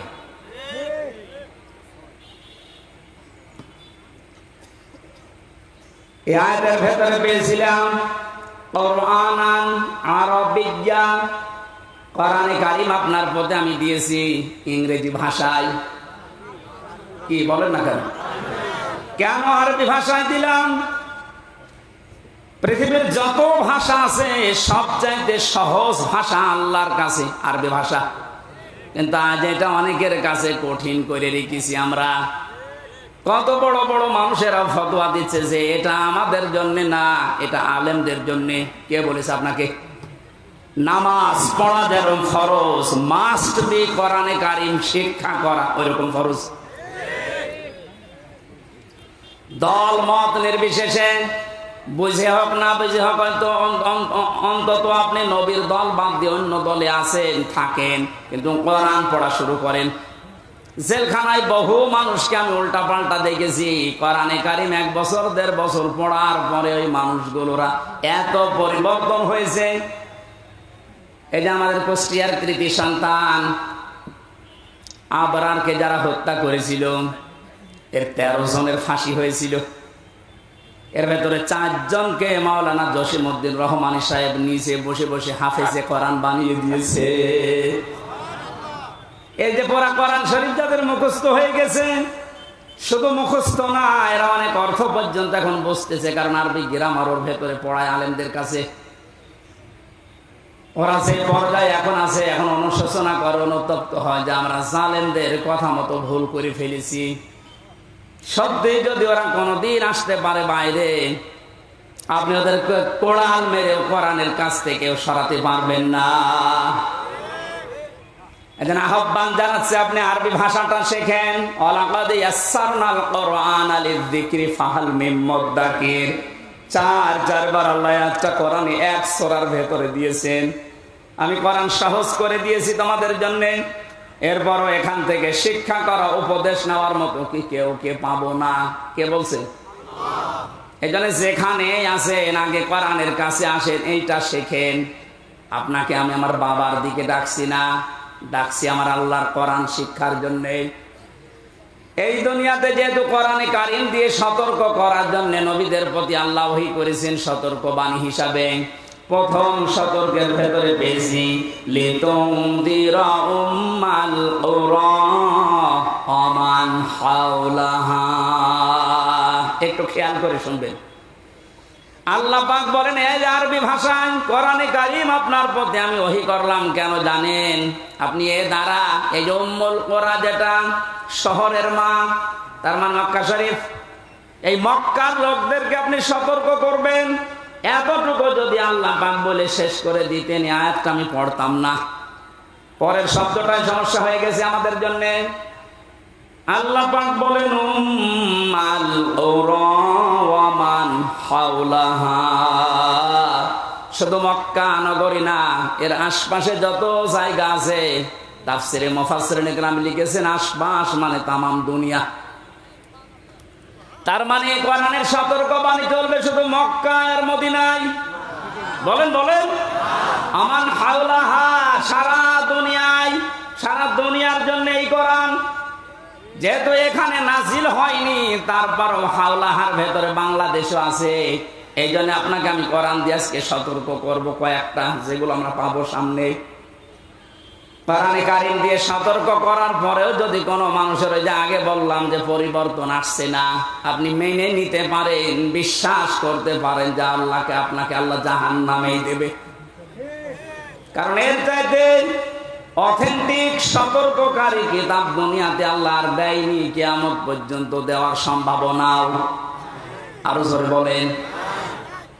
কোরআনে কারিমে আল্লাহ জানিয়েছেন ইত্তাবিউ মা উনজিলা ইলাইকুম মির রাব্বিকুম ওয়া লা তাত্তাবিউ মিন দুনিহি আউলিয়া ক্বালিলাম মা তাযাক্কারুন। হে নবী, সবাইকে বলেন তারা যেন সবাই আঁকড়িয়ে ধরে, ইত্তেবা করে, অনুসরণ করে, যেটা আপনার প্রতি আমি আল্লাহ নাজিল করলাম, তার নাম বলেন বলেন আরো জোরে। তাহলে এখানে আর কোনো মতভেদ আছে যে কোরআন আঁকড়িয়ে ধরার ব্যাপারে কোনো ফতোয়া আছে? কোনো মতভেদ, মত পার্থক্য অন্য বিষয়ে থাকতে পারে, কোরআনের ব্যাপারে আমাদের সব এক হওয়া লাগবে। এ নির্দেশ আল্লাহর। আল্লাহর পরবর্তীতে বলেন আমালা তাত্তাবিউ, অনুসরণ করবা না, মিন দুনিহি আউলিয়া, কোন ওলির। শাব্দিক অর্থ শোনার পরে মনে হচ্ছে আল্লাহ তার ওলিদের বিরুদ্ধে। না মানে আপনি বলেন শাব্দিক অর্থ যেটা করলাম আল্লাহ ওলিদের বিরুদ্ধে মনে হচ্ছে। ওয়ালা তাত্তাবিউ, কেউ অনুসরণ করবা না, মিন দুনিহি আউলিয়া, ওলির বহু বচন আউলিয়া, কোন ওলির অনুসরণ দরকার নেই। শাব্দিক অর্থ শোনার পরে কিন্তু মনে হচ্ছে যে আল্লাহ মনে হয় তার ওলিদের বিরুদ্ধে। তাফসিরে আমি যতগুলো মিলিয়েছি আয়াতের সাথে, সব মুফাসসির এভাবেই লিখেছেন আল্লাহ পাক ভালোভাবে জানেন দুনিয়াতে এমন সময় আসবে যে সময় আমার অনেক বান্দা বান্দি আবেগে আল্লাহর চাইতে ওদের আব্বাকে বড় মনে করবে। সে সময় আসতে এখনো দেরি আছে, কথা বলেন এখন। সে সময় পার হয়ে গেছে। আল্লাহর চাইতে আব্বাকে এত বড় মনে করেছিল, আল্লাহর ঘোষণা ওর পছন্দ হয়নি। আল্লাহর ঘোষণা ছিল কি? মিল্লাতা আবিকুম ইব্রাহিম, তথা আছে জাতির পিতা ইব্রাহিম। এটা কোরআনের আয়াত না? এই কথা বলেন না কেন? এটা পুরা উল্টিয়ে জাতির পিতা ইব্রাহিম আমরা মানি না। আমার পিতা ইব্রাহিম, আমার পিতা জাতির পিতা। আল্লাহ ওটা দাঁড় করাতে দিয়েছে, কথা বলেন না কেন? শুধু হেলিকপ্টারে উঠতে দেরি। আমি তো 1:30টার সময় ছাদের উপরে থেকে দেখছিলাম, একজন আমারে বলছে কিছুক্ষণ পরে সেনাবাহিনী বসেছে, ঘোষণা আসবে। তারপর ওই সময় গুলি চলছিল, 14 জন আমার সামনেই মারা গেছে 5 তারিখে। 1:30টার পরেই কিছুক্ষণ পরে 2টায় উনি ভাষণ দেবে, হলো না 3টায় দেবে, হলো না 4টায় দেবে সেনাবাহিনীর প্রধান। এ পর্যন্ত আসতে আসতে আর মাত্র 1 ঘন্টা। 4টার পরে ভাষণ শুনে 5টার আগে শুনছি কুষ্টিয়ায় বাবা আর নেই। যে কয়টা বাবা যেখানেই ছিল সে ছবি আকারে হোক আর পাথর দিয়ে হোক একেবারে গুড়িয়ে দিয়েছে। কোন বাবার অনুসরণ যেন না করা হয়, এই জন্য আল্লাহ কোরআনে কারিমে সতর্কবাণী দিচ্ছেন। এ সতর্ক যারা মানে নাই, কত কিছু নষ্ট করলেন বলেন। আপনার বিবেকের কাজ কি হয়েছে? এত কোটি কোটি টাকা খরচ করে আপনি এটা করলেন, স্থায়ী তো হইল না। ঘন্টা ব্যাপী সময় লাগে না, যে যেটা দিয়ে পেরেছে ভেঙেছে। অনেকে ভাঙতে না পারলে প্রসাব করিস। আমি কাবা শরীফে যখন তাওয়াফ করছিলাম, ওপরে ওঠার পরে আমার পেটে হঠাৎ ব্যথা। এক পুলিশকে জিজ্ঞাসা করলাম, ভাই এতক্ষণ তো ভালোই ছিলাম, 7 চক্কর দিলাম, কিছু হইল না, এ কোন জায়গায় আসলাম, পেটে ব্যথা করছে। পুলিশ আমার বলছে, হাজি ওর হজ্জা তাই না বিলা দোকা। ও হাজিবার দেশ কোথায়? যে তুমি বাংলাদেশ। বাংলাদেশ থেকে এসেছি। ওনার ভাষা দিয়ে আমারে বলছে, আপনি জানেন না এটা কোন জায়গা? না তো। আবু জাহেলের বাড়ি। আপনি এখনো পায়খানা না করে দাঁড়িয়ে আছেন, তাড়াতাড়ি করেন। সত্যি কথা বলছি, পায়খানা করে দেখে আমার পেটের ব্যথা ভালো হয়ে গেছে। আল্লাহ আমাকে যেন জানাতে চাচ্ছিল, হামজা ওই সময় 3.5 লাখ টাকা লাগতো 16 সালে। এত টাকা খরচ করে আসলে আরো শয়তানের মুখে পায়খানা না করে চলে যাওয়া। তাড়াতাড়ি করো। পেটের ব্যথা দিয়েছিল কে? কথা বলেন না কেন? এত দামি জায়গা কাবার পাশে। আমার মনে হয় কাবা শরীফ থেকে আবু জেহেলের বাড়ি কাছে, এরপরে নবীর বাড়ি, তাই না? কাবার পাশে যে জায়গা, তার দাম বেশি না কম? বেশি। মানে আপনি এখন 1 কাঠা কিনে দেখেন তো, এত দামি জায়গা।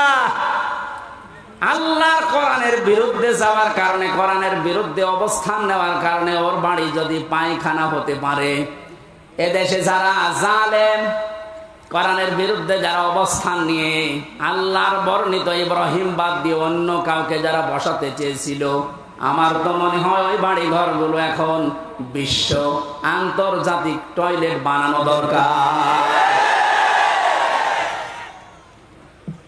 মানুষ যেন ওখানে যে পেটে ব্যথা উঠলে কাম সারতে পারে।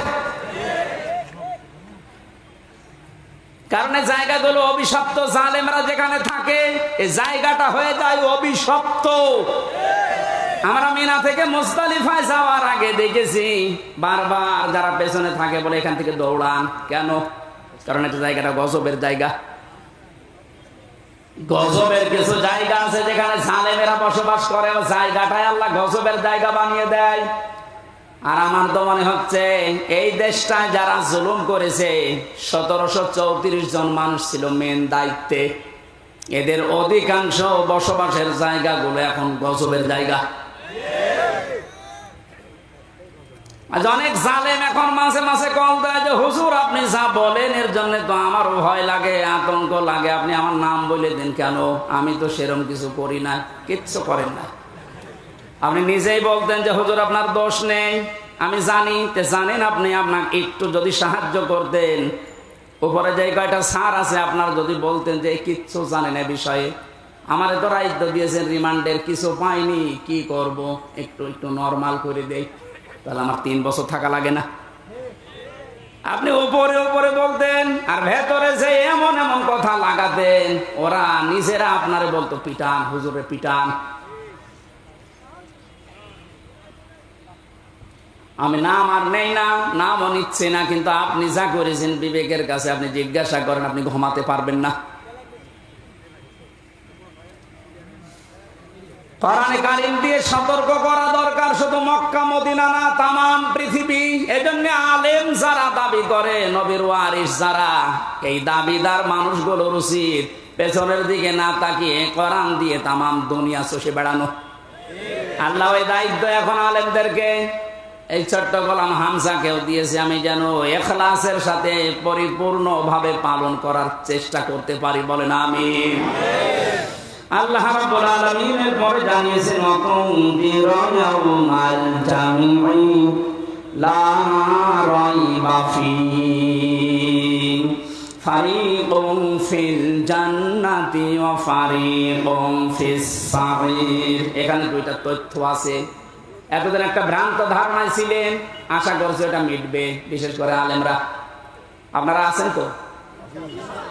অতংদিরা ভয় দেখাও, ইয়াউমাল জামিঈ লা রাইবা ফীহি, ওই দিন সম্পর্কে ভয় দেখাও মানুষদেরকে, যেই দিনের কোনো সন্দেহ নেই। আর আমরা সবাই এখন থেকে জানছি ওই দিনের নাম কিয়ামতের দিন। কোন দিন? এমন একটা ভয়াবহ আল্লাহ পাক তৈরি করেছেন কিয়ামতের এই দিনটাকে। রব্বুল আলামিন বলেন ওয়ালা ইয়াসআলু হামীমুন হামীমা। সেই দিন বন্ধু বন্ধুর সামনে প্রশ্ন করবে, ইউবাসসারুনাহুম, তাদেরকে যখন দৃষ্টিগোচর করা হবে এর সামনে ওকে, এই সামনাসামনি যখন মানুষ আসবে, লাউ ইয়াফতাদি মিন আযাবি ইয়াউমিদিন বিবানি, আল্লাহর কাছে নিজের সন্তান পর্যন্ত দিয়ে বলবে, আল্লাহ এটা আমি দিয়ে দিলাম, আমারে মুক্তি দাও, এইটা মুক্তিপণ। এটা কি? জেলখানায় থাকাকালীন এই সাবজেক্টটা আমাকে পড়িয়েছিল এটিএম আজহার সাহেব, উনি এখনো ভেতরে আছে। আমার একবার ডাক দিয়ে বলছে, হামজা তুমি তো বিভিন্ন বই পড়ো, বাইরে তো যাবা চলে, এক কাজ করো, প্রোডাক্টিভ মুসলিম আমার কাছে আছে, এই জেলার আর সোফার হিন্দু, ও আসলে বই কেড়ে নিয়ে চলে যায়। তোমার দ্বারা যেহেতু প্রচার হবে জাতির ভেতরে, বইটা নিয়ে যাও, এই যে এই চ্যাপ্টার গুলো পড়ে মানুষকে শোনাবা। তার ভেতরে মুক্তিপণ এটা ছিল। ওটা যখন পড়ছিলাম আমার মনে হচ্ছে কিয়ামত আমার সামনে আল্লাহ তুলে ধরেছে। আমি দেখে দেখে বলছি কোরআনে কারীম, আল্লাহ রাব্বুল আলামিন বলেন লাউ ইয়াফতাদি মিন আযাবি লাউ ইয়াবাদুল মুজরিমু লাউ ইয়াফতাদি মিন আযাবি ইয়াউমিদিন বিবানি। এটা কিয়ামতের সতর্কবাণী আল্লাহ শোনাতে বললেন কেন? কারণ এই ময়দানে মুক্তিপণ হিসাবে মানুষ তার সন্তানকে দিতে চাইবে। আয়াতটা পড়ার পরে আমার ওই ছোট মেয়েটার কথা মনে হচ্ছিল, ওর আমি 7-8 মাস রেখে এসেছিলাম, এখন বয়স প্রায় 4 বছর। মাঝে মাঝে ওর কথা মনে হতো, আমি যেহেতু যোগাযোগ বিচ্ছিন্ন ছিলাম, ভেতরে কোনো যোগাযোগ ছিল না। ফাঁসির কন্ডেম সেলের ভেতরে 24 ঘন্টা তালা লাগানো, এদিকে 2.5 হাত, এদিকে 3.5 হাত, 24 ঘন্টা মনে হতো জিন্দা কবরে বসে আছি। যখন এই বইটা পেয়ে আয়াতটা মিলাচ্ছিলাম, আল্লাহ কিয়ামতে কি এমন তৈরি করবা যে আমার ওই ফাঁড়ি হাকেও তোমারে আমার দিয়ে দেওয়া লাগবে, যে আল্লাহ মুক্তিপণ দিলাম, না এটা আমার বিশ্বাস হচ্ছে না। কি এমন সালসালা অবস্থা পয়দা হবে, আপনি নিজের সাথে এবার মিলান তো, যে আমার মতো হামজা, আমার সবচাইতে প্রিয় যেটা আল্লাহ রসুলের পরে আমার মা বাবার চাইতেও আমার কাছে প্রিয় এই ফারিহা, ওরে পর্যন্ত বলা লাগবে আল্লাহ একেও দিয়ে দিলাম, তুমি আমারে বাঁচাও। আল্লাহ এতটুকু শেষ করেননি। আপনি কথা শুনতে যেমন সহজ মনে হচ্ছে, বাস্তবে কি প্র্যাকটিক্যাল লাইফে এত সহজ হবে এটা? সবচাইতে আমি বললাম আল্লাহ রসুলের পরে আমি পৃথিবীতে সবচাইতে বেশি ভালোবাসি আমার ছোট মেয়েটাকে। বড়টার প্রতি অত মহব্বত এখন আর নেই, ছোটটার প্রতি যত বেশি। অথচ আল্লাহ বলেন বিবানি তোর এই ফারিহাকেও বলবি যে আল্লাহ দিয়ে দিলাম, তুমি আমারে বাঁচাও, এর যা করবা করো।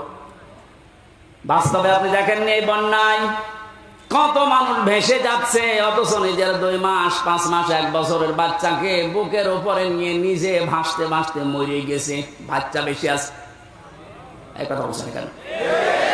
এত বড় কঠিন বন্যায় নিজের জীবন দিয়ে দিলেও তাও বাচ্চাকে বাঁচিয়ে রেখেছে তক্তা হয়ে। আর আল্লাহ বলেন না, এমন অবস্থা করবো তোর ওই ফারিহাকে বলবে আল্লাহ তুমি তাড়াতাড়ি এরে নাও, আমারে বাঁচাও।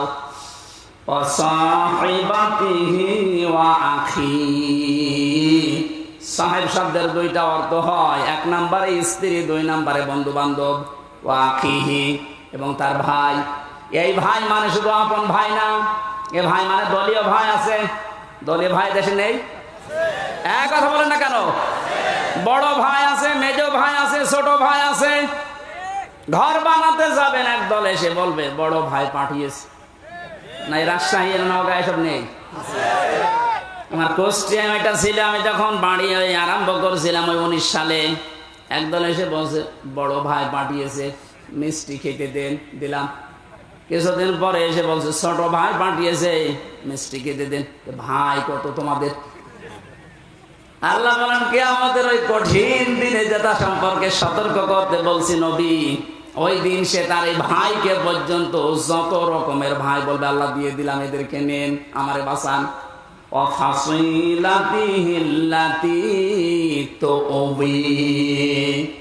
তার নিজের জ্ঞাতি গোষ্ঠী, দলীয় লোক সব দিতে চাইবে। আজ বাংলাদেশের এই ছোট্ট বিপদে অনেকেই দেখেন মুখ খুলে সব দিতে রাজি হয়ে যাচ্ছে। কালকে একজনকে শুধু ডিম দেয়নি, শুধু ডিম দেখিয়েছে, তাইও বলছে আমার যা আছে সব নিয়ে যান, ডিম দেবেন না।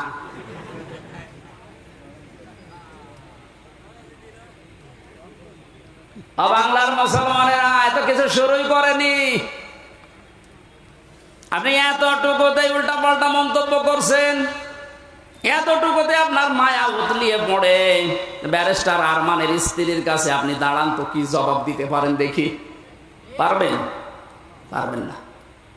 আর সুশীল সমাজের নামে আপনি এত বড় বড় কথা, এত সুন্দর কথা বের হচ্ছে মুখে। যেদিন আমার মাথায় দড়ি দিয়ে, পায়ে ডান্ডা বেড়ি লাগিয়ে, হাতের ভেতরে হ্যান্ডকাপ দিয়ে, কালো কাপড় দিয়ে চোখ বেঁধে টেনে নিয়ে যাচ্ছিল গরুর মতো, কোথায় ছিলেন আপনি সেদিন? ভণ্ডামি করা জায়গা পান না। অমানবতার প্রকাশ্য শত্রু যেই কয়েকজন এখন উল্টা পাল্টা কাজের কারণে জনগণের রোষানলে পড়ছে, আপনি কি মনে করছেন এগুলো আল্লাহর ওলি? এই ইনুর দ্বারা, এই মেননের দ্বারা, কালামানিকের দ্বারা, বিশেষ করে শিক্ষা ব্যবস্থা ধ্বংসের পেছনে এই দীপমণি এবং এই নভেলের দ্বারা যত ক্ষতি হয়েছে, এ জাতি কোনোদিনও ক্ষতি পোষাতে পারবে না। আপনি দেখেছিলেন কত নিচে নেমেছে শিক্ষা ব্যবস্থা, একেবারে নিচে নেমে গেছে এই মুসলমানের দেশ। 96% মুসলমান আমরা, অথচ ইসলাম ধর্ম পড়াচ্ছে দেখলাম একজন হিন্দু। কোথায় নেমেছেন আপনি? এরপর আপনার মায়া লাগে, টুকরা টুকরা করলেও গায়ে ঝাল মেটে না। কারণ আমারে শুধু ধ্বংস করেন, আমার পুরা প্রজন্ম ধ্বংস করে দিয়েছে। আল্লাহ দয়া করে হাত দিয়ে বাঁচিয়েছে, নয়তো আমরা ধ্বংস তো হয়ে গিয়েছিলাম। 96% মুসলমানের শেষে যদি একটা হিন্দু ইসলাম ধর্ম বই পড়ায়, তে কোথায় আছে আপনি শিক্ষা ব্যবস্থা বলেন?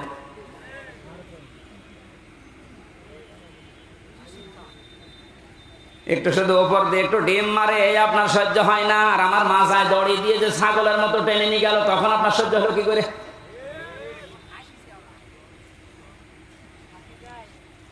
রব্বুল আলামিন বলেন এই যে যত জ্ঞাতি গোষ্ঠী ছিল, দলের লোক ছিল, এ সব কিছুকে বলবে আল্লাহ দিয়ে দিলাম, নেন, আমারে আপনি মুক্তি দেন। আল্লাহ বলেন এতটুকুই শেষ করেনি, ওমান ফিল আরদি জামিআ, ওর দুনিয়ায় যত সম্পদ ছিল সব দিতে চাই। সুম্মা ইউনজি। এরপরও বলবে আল্লাহ তুমি আমাকে বাঁচাও বাঁচাও বাঁচাও, এই আওয়াজটা হবে।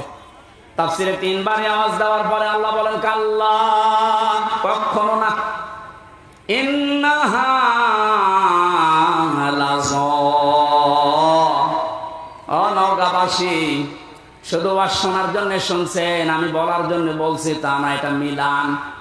এতগুলো কথা বলতে বলতে আল্লাহ কেমন কঠিন ধমক দিলেন দেখেন। ও তার নিজের সন্তান, স্ত্রী, বন্ধু বান্ধব, ভাই, দলের লোক, গোষ্ঠীর লোক, দুনিয়ার সব সম্পদ দিতে রাজি আছে, যে শুধু মুক্তিপণ হিসাবে দিলাম, আমাকে মুক্তি দেন। আল্লাহ ধমক দিয়ে বলবেন কাল্লা, কখনোই না। ইন্নাহা লাযা, তোকে আমি লাজায় দেব। এখানে একটা শিক্ষা পাবেন, শুনতেছেন? শিক্ষাটা কি? ইন্নাহা লাযা, তোকে আমি লাজায় দেব। লাজা কি? জাহান্নামের একটা দরজার নাম। যে 7টা দরজা আল্লাহ বানিয়েছেন জাহান্নামের, হুতামা, হাবিয়া, জাহিম, জাহান্নাম, সাকার। এই যে লাজা, এটা একটা ভয়ঙ্কর দরজা। আল্লাহ বলেন নাজ্জাআতাল লিশ-শাওয়া, এ দরজা দিয়ে প্রবেশ করার সঙ্গে সঙ্গে মানুষের চামড়া খসে পড়ে যাবে।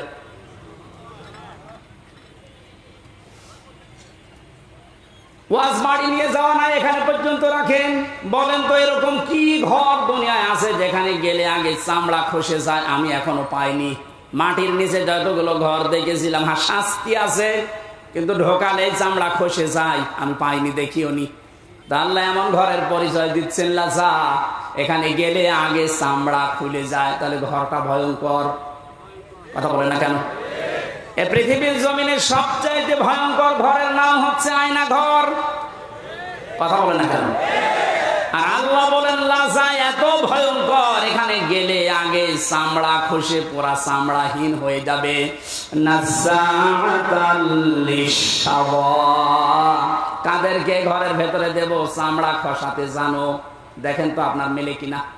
তাদউ মান আদবারা ওয়া তাওয়াল্লা, এই ঘরের দরজা নাম ধরে ধরে তাদেরকে শুধু ডাকতে থাকবে যারা ইসলামের কথা শোনার পরে, সঠিক কথাগুলো শোনার পরে মুখ ফিরিয়ে নিত, এবার টান করে অহংকার করে চলে যেত। আমার মনে হয় বাংলাদেশে এখন এই চরিত্রের মানুষ আছে। চোখে আঙ্গুল দিয়ে দেখিয়ে দে যে এটা সঠিক পথ, কোরআনের পথ, আল্লাহর নাম নিয়ে বলা হয়, রসুলের হাদিস দিয়ে বলা হয়, এরপরও এবার টান করে মুখ ফিরিয়ে অহংকার করে চলে যাচ্ছেন। এর পরবর্তী তো আরো খারাপ কথা দিয়েছেন আল্লাহ, ওয়া জামাআ ফাআওয়া, এই লাজা নামক জাহান্নাম তাদেরকে ডাকবে যে মানুষগুলো সম্পদ আদি শুধু জমা করেছিল, পঞ্জীবিত করেছিল, আর মনে করেছিল এটা আমার কাছে থাকবে। এই জালেমরা যেটা মনে করেছিল। আমার তো মনে হয় কোরআনের সূরা মারিজের এই আয়াতগুলো পড়লে জালেমদের সাথে খাপের খাপ, মুমতাজের বাপ মিলে যাচ্ছে না? এগুলোকে 9:30 পর্যন্ত কি করেছেন? আমার আয়াত কেবল শুরু হচ্ছে আর এখন আদায় করে না। এই জন্য তো মাহফিলে আমি আসতে চাই না। আদায় করা মাহফিলে নিয়ে আসবেন না, এগুলো আগে থেকে করে নেবেন।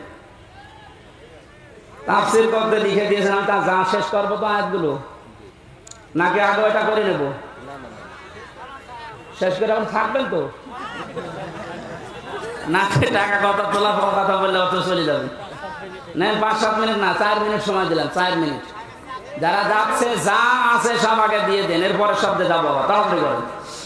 আরে হুসাইন কই গো, হুসাইন কই?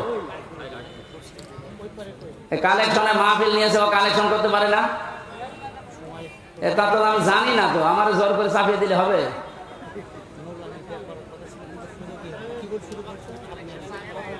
তোরা যে আমি বলে দিলাম 9:15 আসবো, তাও তো আমার শুরু করতে করতে 9:45 বেজে গেছে। সুবহানাল্লাহ। যারা আছে যে ব্যাগ নিয়ে, আপনি একটু দয়া করে 4 মিনিট সময় দিচ্ছে, এখন বাজে 49 বাজে, 56 আগে শেষ করা লাগবে, তাড়াতাড়ি করে। সুবহানাল্লাহ। এই ছেলে বসো, এই বাজে কোথায় আছে এটা? হ্যাঁ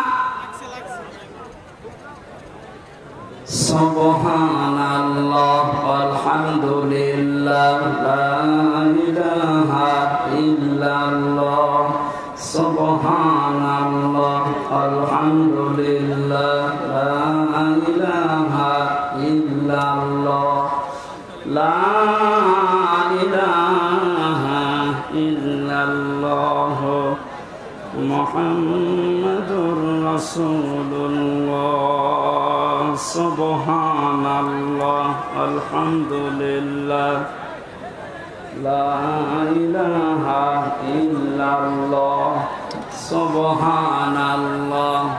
আপনারা বসেন ভাই, যারা দিতে চায় দিতে থাক, আপনারা বসেন। আপনার টাকা যদি কোরআন প্রসারে যদি খরচ না হয় তো কোথায় খরচ করবেন আপনি বলেন? যা খাচ্ছেন ওগুলো পায়খানা করে নষ্ট করছেন, আর এইটা জান্নাতে আপনার বিল্ডিং তৈরি হবে। যতটুকু সামর্থ্য আছে, যদি 5 টাকা দেওয়ার ক্ষমতা থাকে 5 টাকা দিয়ে যাবেন, বাড়ি যাওয়ার ভাড়া রেখে আজকে সব দিয়ে যান। সুবহানাল্লাহ আলহামদুলিল্লাহ লা ইলাহা ইল্লাল্লাহ সুবহানাল্লাহ আলহামদুলিল্লাহ। এই এলাকায় মাহফিল আছে আশপাশে কোন জায়গায় আছে? এরপরে যে সমস্ত আয়াতগুলো আল্লাহ দিয়েছেন, এটা খালি অর্থ বললে কিছু বুঝবেন না, তো প্রত্যেকটা আয়াত ব্যাখ্যামূলক। একটু বসেন বসেন বসেন, তাড়াতাড়ি করেন, 3 মিনিট হয়ে গেছে কিন্তু। আরে তোমার কি আমার কি মাথা খারাপ? সুবহানাল্লাহ আলহামদুলিল্লাহ লা ইলাহা ইল্লাল্লাহ সুবহানাল্লাহ আলহামদুলিল্লাহ লা ইলাহা ইল্লাল্লাহ লা ইলাহা ইল্লাল্লাহ মুহাম্মাদুর রাসূলুল্লাহ। রেখো না মনেতে ভয় বান্দা খোদার, দূর হয়ে যাবে বাধা সব। তোমার আমার এক মালিক আছেন আমাদের রব, আছেন আমাদের রব। হয়েছে? হ্যাঁ, চলে যান, এবার চলে যান, যান। যারা দিয়েছেন ওনাদের বের করে দিন। এই তাড়াতাড়ি বের হন।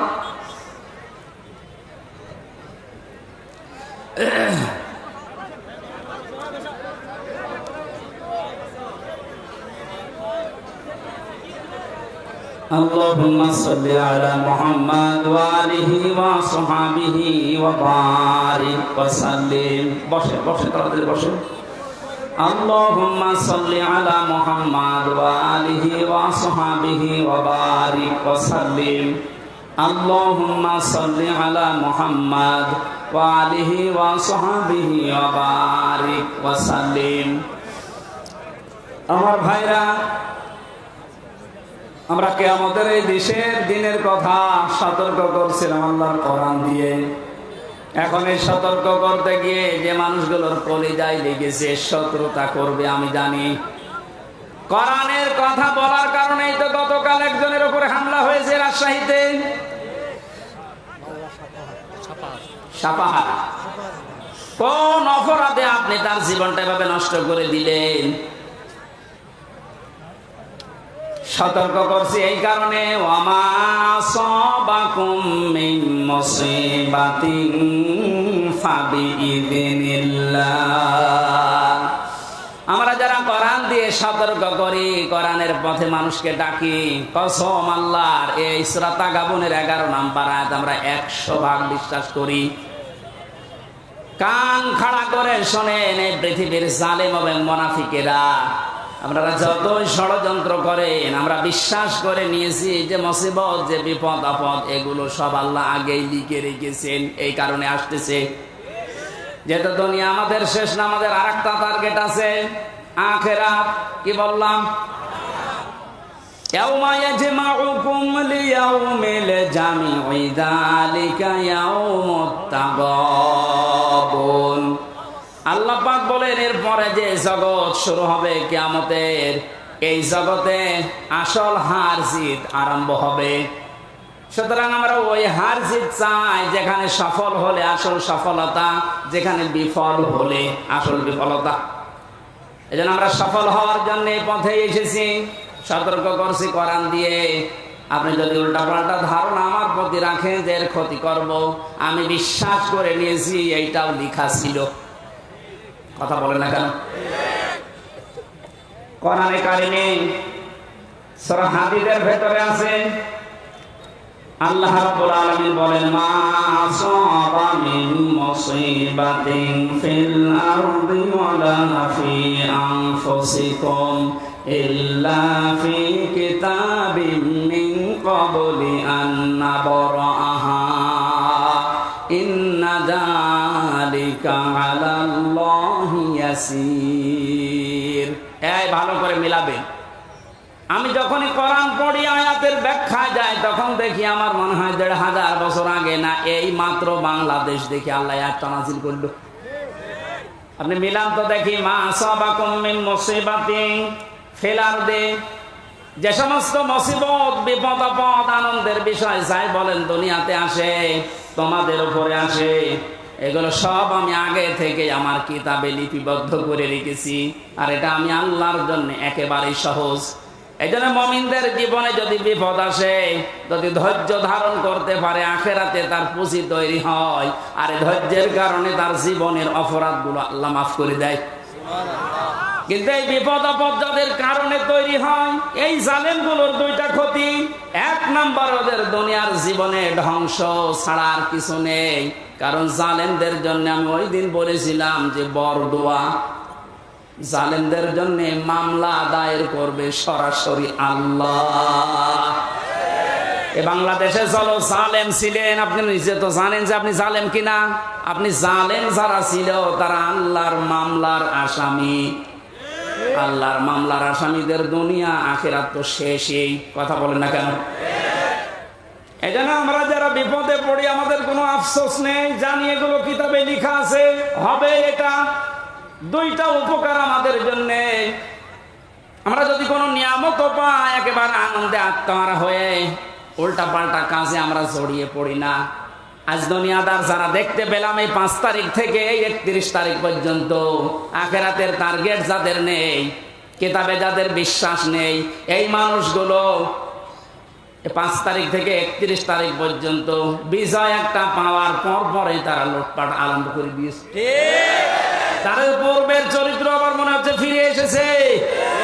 কোরআনে কারীম জানাচ্ছে, লিকাইলা তাসাউ আলা মা ফাতাকুম ওয়ালা তাফরাহু বিমা আতাকুম আল্লাহু লা ইউহিব্বু কুল্লা মুখতালিন ফাখুর। আমি তোমাদের উপরে বিপদ দেই এই কারণে, আনন্দ দেই এই কারণে যে বেশি নিয়ামত পাওয়ার পরে আবার এরকম মনে করবা না যে যা আর দুনিয়ায় চিন্তা নেই, যা পাবো তাই খাবো না। আবার বিপদে পড়লে হাই হতাশ করবা না। বেশি আনন্দিত হওয়া যাবে না, আবার দুঃখে মন ভারাক্রান্ত করে থাকা যাবে না। মুমিন যারা তাদেরকে কোনোদিন হতাশা পেড়ে বসে না। মুমিন যারা, যাদের ভেতরে আল্লাহর পরকালের বিশ্বাস আছে, ওরা সব সময় এক। এর বাস্তবতা আপনি এখন লক্ষ্য করছেন আমিরে জামাতের কথায়, তার অ্যাক্টিভিটিস আপনি দেখতে পাচ্ছেন না। লোকটা বিপদও যেরকম ছিল, এই আনন্দও সেরকমই আছে। 5 থেকে 31 তারিখ পর্যন্ত এই 25 দিনের ভেতরে তার মুখে একবারও শুনেছেন যে এত অত্যাচারিত হয়েছে এবং ঠিক ওই রকম করে আপনারা শুরু করেন বলেছে একবার? আপনি তো তার মতো অত বিপদে পড়েননি। সে জেলে আছে, শুধু জেলে না, এরপরেও তার ছেলে জেলখানায়, তার স্ত্রী অসুস্থ, তার অনুসারী অনকম, তার সহযাত্রী সহযোদ্ধা যারা সব পালিয়ে পালিয়ে আছে, অধিকাংশ গুলো যে মানুষগুলো আছে জেলখানায়। এরপরও মানুষের ভেতরে দেখলাম কোনো টেনশন নেই, চিন্তা নেই। আল্লাহ রাব্বুল আলামিন জানিয়েছেন, হে নবী, এই মানুষগুলোকে বসেন, এক জায়গায় বসেন।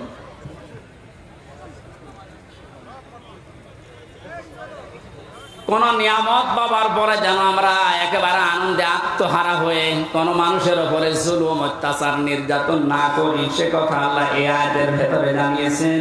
কারণ আল্লাহ পাক অহংকারী এবং ফখর করে যারা চলে, এই মানুষগুলোকে কোনোদিন ভালোবাসেন নাই, বাসবেনও না। বলেন নাউজুবিল্লাহ। আমি সেদিন মান্দায় বলেছিলাম, ওই ময়দানে ভালো করে শুনবেন, পৃথিবীর ময়দানে সবচাইতে আমার কাছে ভয়ঙ্কর আয়াত এই 6666টি আয়াতের ভেতর এইটা মনে হয়। সূরা শূরার এই 42 নম্বর আয়াতটা আল্লাহ পাক বলেন, ইন্নামাস সাবিলু আলাল্লাযিনা ইয়াযলিমুনান নাস। অবশ্যই আমি আল্লাহ মামলা দায়ের করব, আমি নিজে অভিযোগ গঠন করব তাদের বিরুদ্ধে, দুনিয়ায় মানুষ হয়ে যারা মানুষের উপরে জুলুম করেছো। একটা পড়ার পরে আমি নিজের সাথে বাস্তবতার সাথে মিলিয়ে দেখি, এই বাংলায় হাজার হাজার লক্ষ মানুষ আল্লাহর মামলার আসামি। ভাই, আমরা নিজেদের নফসের উপরে জুলুম করছি, পরিবারের উপরে জুলুম করছি, প্রতিবেশীর উপরে জুলুম করছি, রাষ্ট্রের উপরে জুলুম করছি, জনগণের উপরে জুলুম করছি। যে কোনো দিক থেকে আমি জালেমের কাতারে পড়ে যাচ্ছি। আর জালেম যে, তার বিরুদ্ধে মামলা দেবে ওসি সাহেব কে? আপনি বলেন তো, কত বড় শক্ত কথা এটা। আল্লাহর মামলার আসামি আপনি। পুলিশের কাছে বাধা দেন, পুলিশ বাদী কেস হবে। রাষ্ট্রের কাজে বাধা দেন, রাষ্ট্র বিরোধী মামলা হবে। আর যারা জালেম তারা আল্লাহ বিরোধী মামলার আসামি। একটা যেহেতু বিশ্বাস করি 100 ভাগের জন্য ভয়ে থাকি, না জানি আমি আবার নিজে আল্লাহর মামলার আসামি হয়ে যাচ্ছি না তো। কারণ নফসের উপরে তো জুলুম হয়ে যায় মাঝে মাঝে। এটা না হলে পরিবারের উপরে হয়, এটা না হলে রাষ্ট্রের উপরে হয়, জনগণের উপরে হয়। যে কোনো সাইডে আমি যেন কোনো জুলুমের সাথে সংমিশ্রণ করে না ফেলি, এটা আল্লাহর কাছে সবচাইতে বড় ঘৃণার বিষয়। দুনিয়ায় যত কিছু আল্লাহ ঘৃণা করেন তার ভিতরে 1 নম্বরে জুলুমটা। এত কঠিন ভয়ঙ্কর কথায় আয়াতের ব্যাখ্যায় হাদিস এসেছে, আয-যুলমু যুলুমাতু ইয়াউমাল কিয়ামা। কিয়ামতে জুলুম এত অন্ধকার হয়ে মানুষকে ঘিরে রাখবে, নিজের চামড়া পর্যন্ত দেখতে পাবে না। আমার তো মনে হয় আমাদের অনেকের জীবনে এরকম অবস্থা আসতেছে। এখন আমরা সতর্ক হব, জীবন চলে যাক, আমার দ্বারা কেউ যেন জুলুমের শিকার না হয়। আজ নিয়ামত পেয়ে অনেকে এখন 5 তারিখ থেকে 31 তারিখ পর্যন্ত জরিপ বের হচ্ছে, কত মানুষ লুটপাট আরম্ভ করেছে একেবারে নিজের বাবার সম্পত্তি মনে করে। জানেন, যারা তারা অবৈধ ইনকাম করেছে তার হিসাব তার দেওয়া লাগবে আল্লাহর কাছে। আপনি নিজে জুলুম করে তার সম্পদগুলো উল্টা পাল্টা তছনছ করে নিজেও আল্লাহর মামলার আসামি হয়ে যাচ্ছেন। আপনি থামেন। আপনাকে আমি থামার জন্য বলছি, নিজের জীবন আখেরাত, দুনিয়া আখেরাত ধ্বংস করে দেবেন না। রব্বুল আলামিন বলেন, 2 নাম্বার, আমি তাদের বিরুদ্ধে মামলা দায়ের করব, কেস করব, অভিযোগ গঠন করব।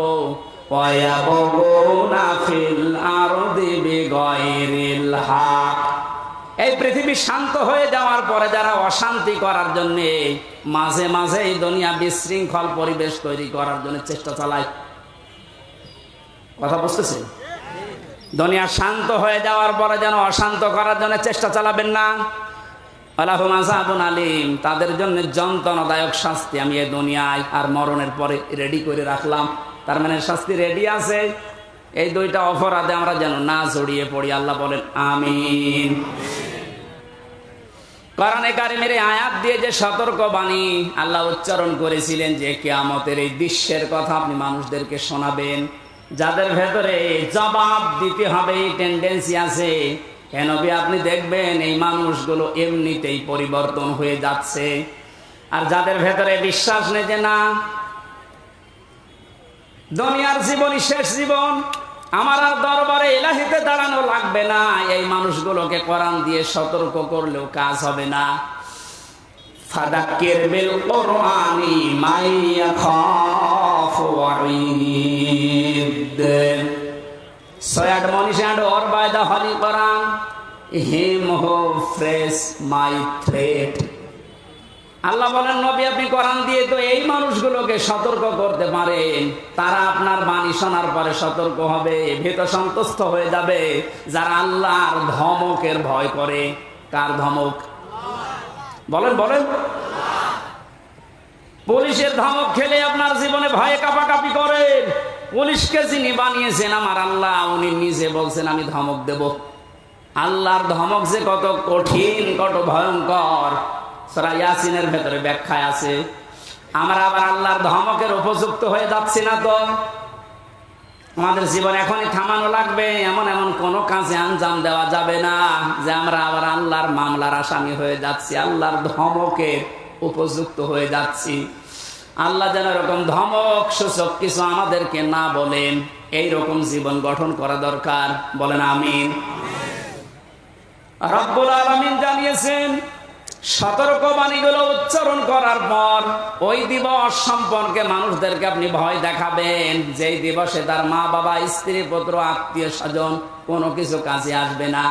আর ওই দিবস সম্পর্কে কোনো সন্দেহ, সংশয় এর অবকাশও নেই। সে দিবসের নাম কিয়ামত। কোন দিবস? এই কিয়ামতের জবাব দিতে হবে। এই টেন্ডেন্সি যতদিনে জাতির ভেতরে পয়দা না হবে, পুলিশ বলেন, র্যাব বলেন, আরবি বলেন, কোন বাহিনী দিয়ে অপরাধ মুক্ত করা সম্ভব না। মক্কার ওই মানুষগুলো, ওদেরকে পরিবর্তন করার জন্য নবীজি এটা অ্যাপ্লাই করেছিলেন। যারা চুরি করতো, ডাকাতি করতো, নারীর ইজ্জতের জম ছিল, ওই মানুষগুলোকে যখন বোঝাতে পেরেছিলেন আর একটা কিন্তু জগৎ আছে, দাঁড়াতে হবে। হযরত ওমরের মতো এরকম ভয়ঙ্কর কোন মানুষ, এই মানুষটার জীবন এত পরিবর্তন হয়ে গেছে, 24 ঘন্টায় তিনি আতঙ্কে থাকতেন, আল্লাহ আমি তোমার সামনে দাঁড়াতে পারবো তো? রাষ্ট্রের সর্বোচ্চ দায়িত্বে ছিলেন হযরত আবু বকর। আজ এই যে 1628 জন মানুষ দায়িত্বে ছিল, আমি হাদিসটার সাথে মাঝে মাঝে মিলাতাম। আল্লাহ, ওনার সন্তান আব্দুল্লাহ একদিন পায়েস খেতে চেয়েছিল। স্ত্রী ডাক দিয়ে বলছেন, স্বামী আপনি তো দেশের দায়িত্বে আছেন, যে টাকা পয়সা নিয়ে আসেন এর দ্বারা আজকে পায়েস তৈরি করা সম্ভব না। আপনি এক কাজ করেন, বাইতুল মালে যিনি আছেন অর্থমন্ত্রীর দায়িত্বে, তারে বলেন আগামী মাসের বেতনটা যেন আমাদেরকে দিয়ে দেয়। উনি বললেন ঠিক আছে দেখি। অর্থমন্ত্রীর কাছে বাইতুল মালে যিনি খাজানচিতে আছে বললেন আগামী মাসের যে বেতন পায়, মনে করেন 1200 দিরহাম, আমার এমনি দিয়ে দেন, আগামী মাসে আমার দেওয়া লাগবে না।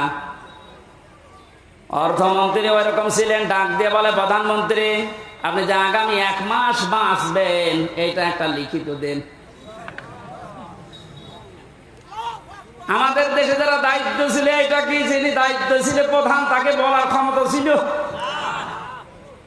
এইরকম বলার ক্ষমতা যখন তৈরি হবে তখন সবাই আমরা এক হয়ে যাব। ওই রকম একটা দেশ চাই যে সবাই থাকবে জবাবদিহির ভেতরে। মানে যাই বলেছে অর্থমন্ত্রী যে আপনি 1 মাসের বেতন নিতে চান, অগ্রিম লিখে দেন যে আপনি 1 মাস বাঁচবেন, তারপরে বেতন দেবো। মানে বলছে ঠিক আছে বেতন লাগবে না। স্ত্রীর কাছে গিয়ে বলছে স্ত্রী হবে না, আমার এই শর্ত দিয়েছে, কিন্তু আমার তো কোনো গ্যারান্টি নেই। স্ত্রী আর কথা জবাব দিতে পারে নাই।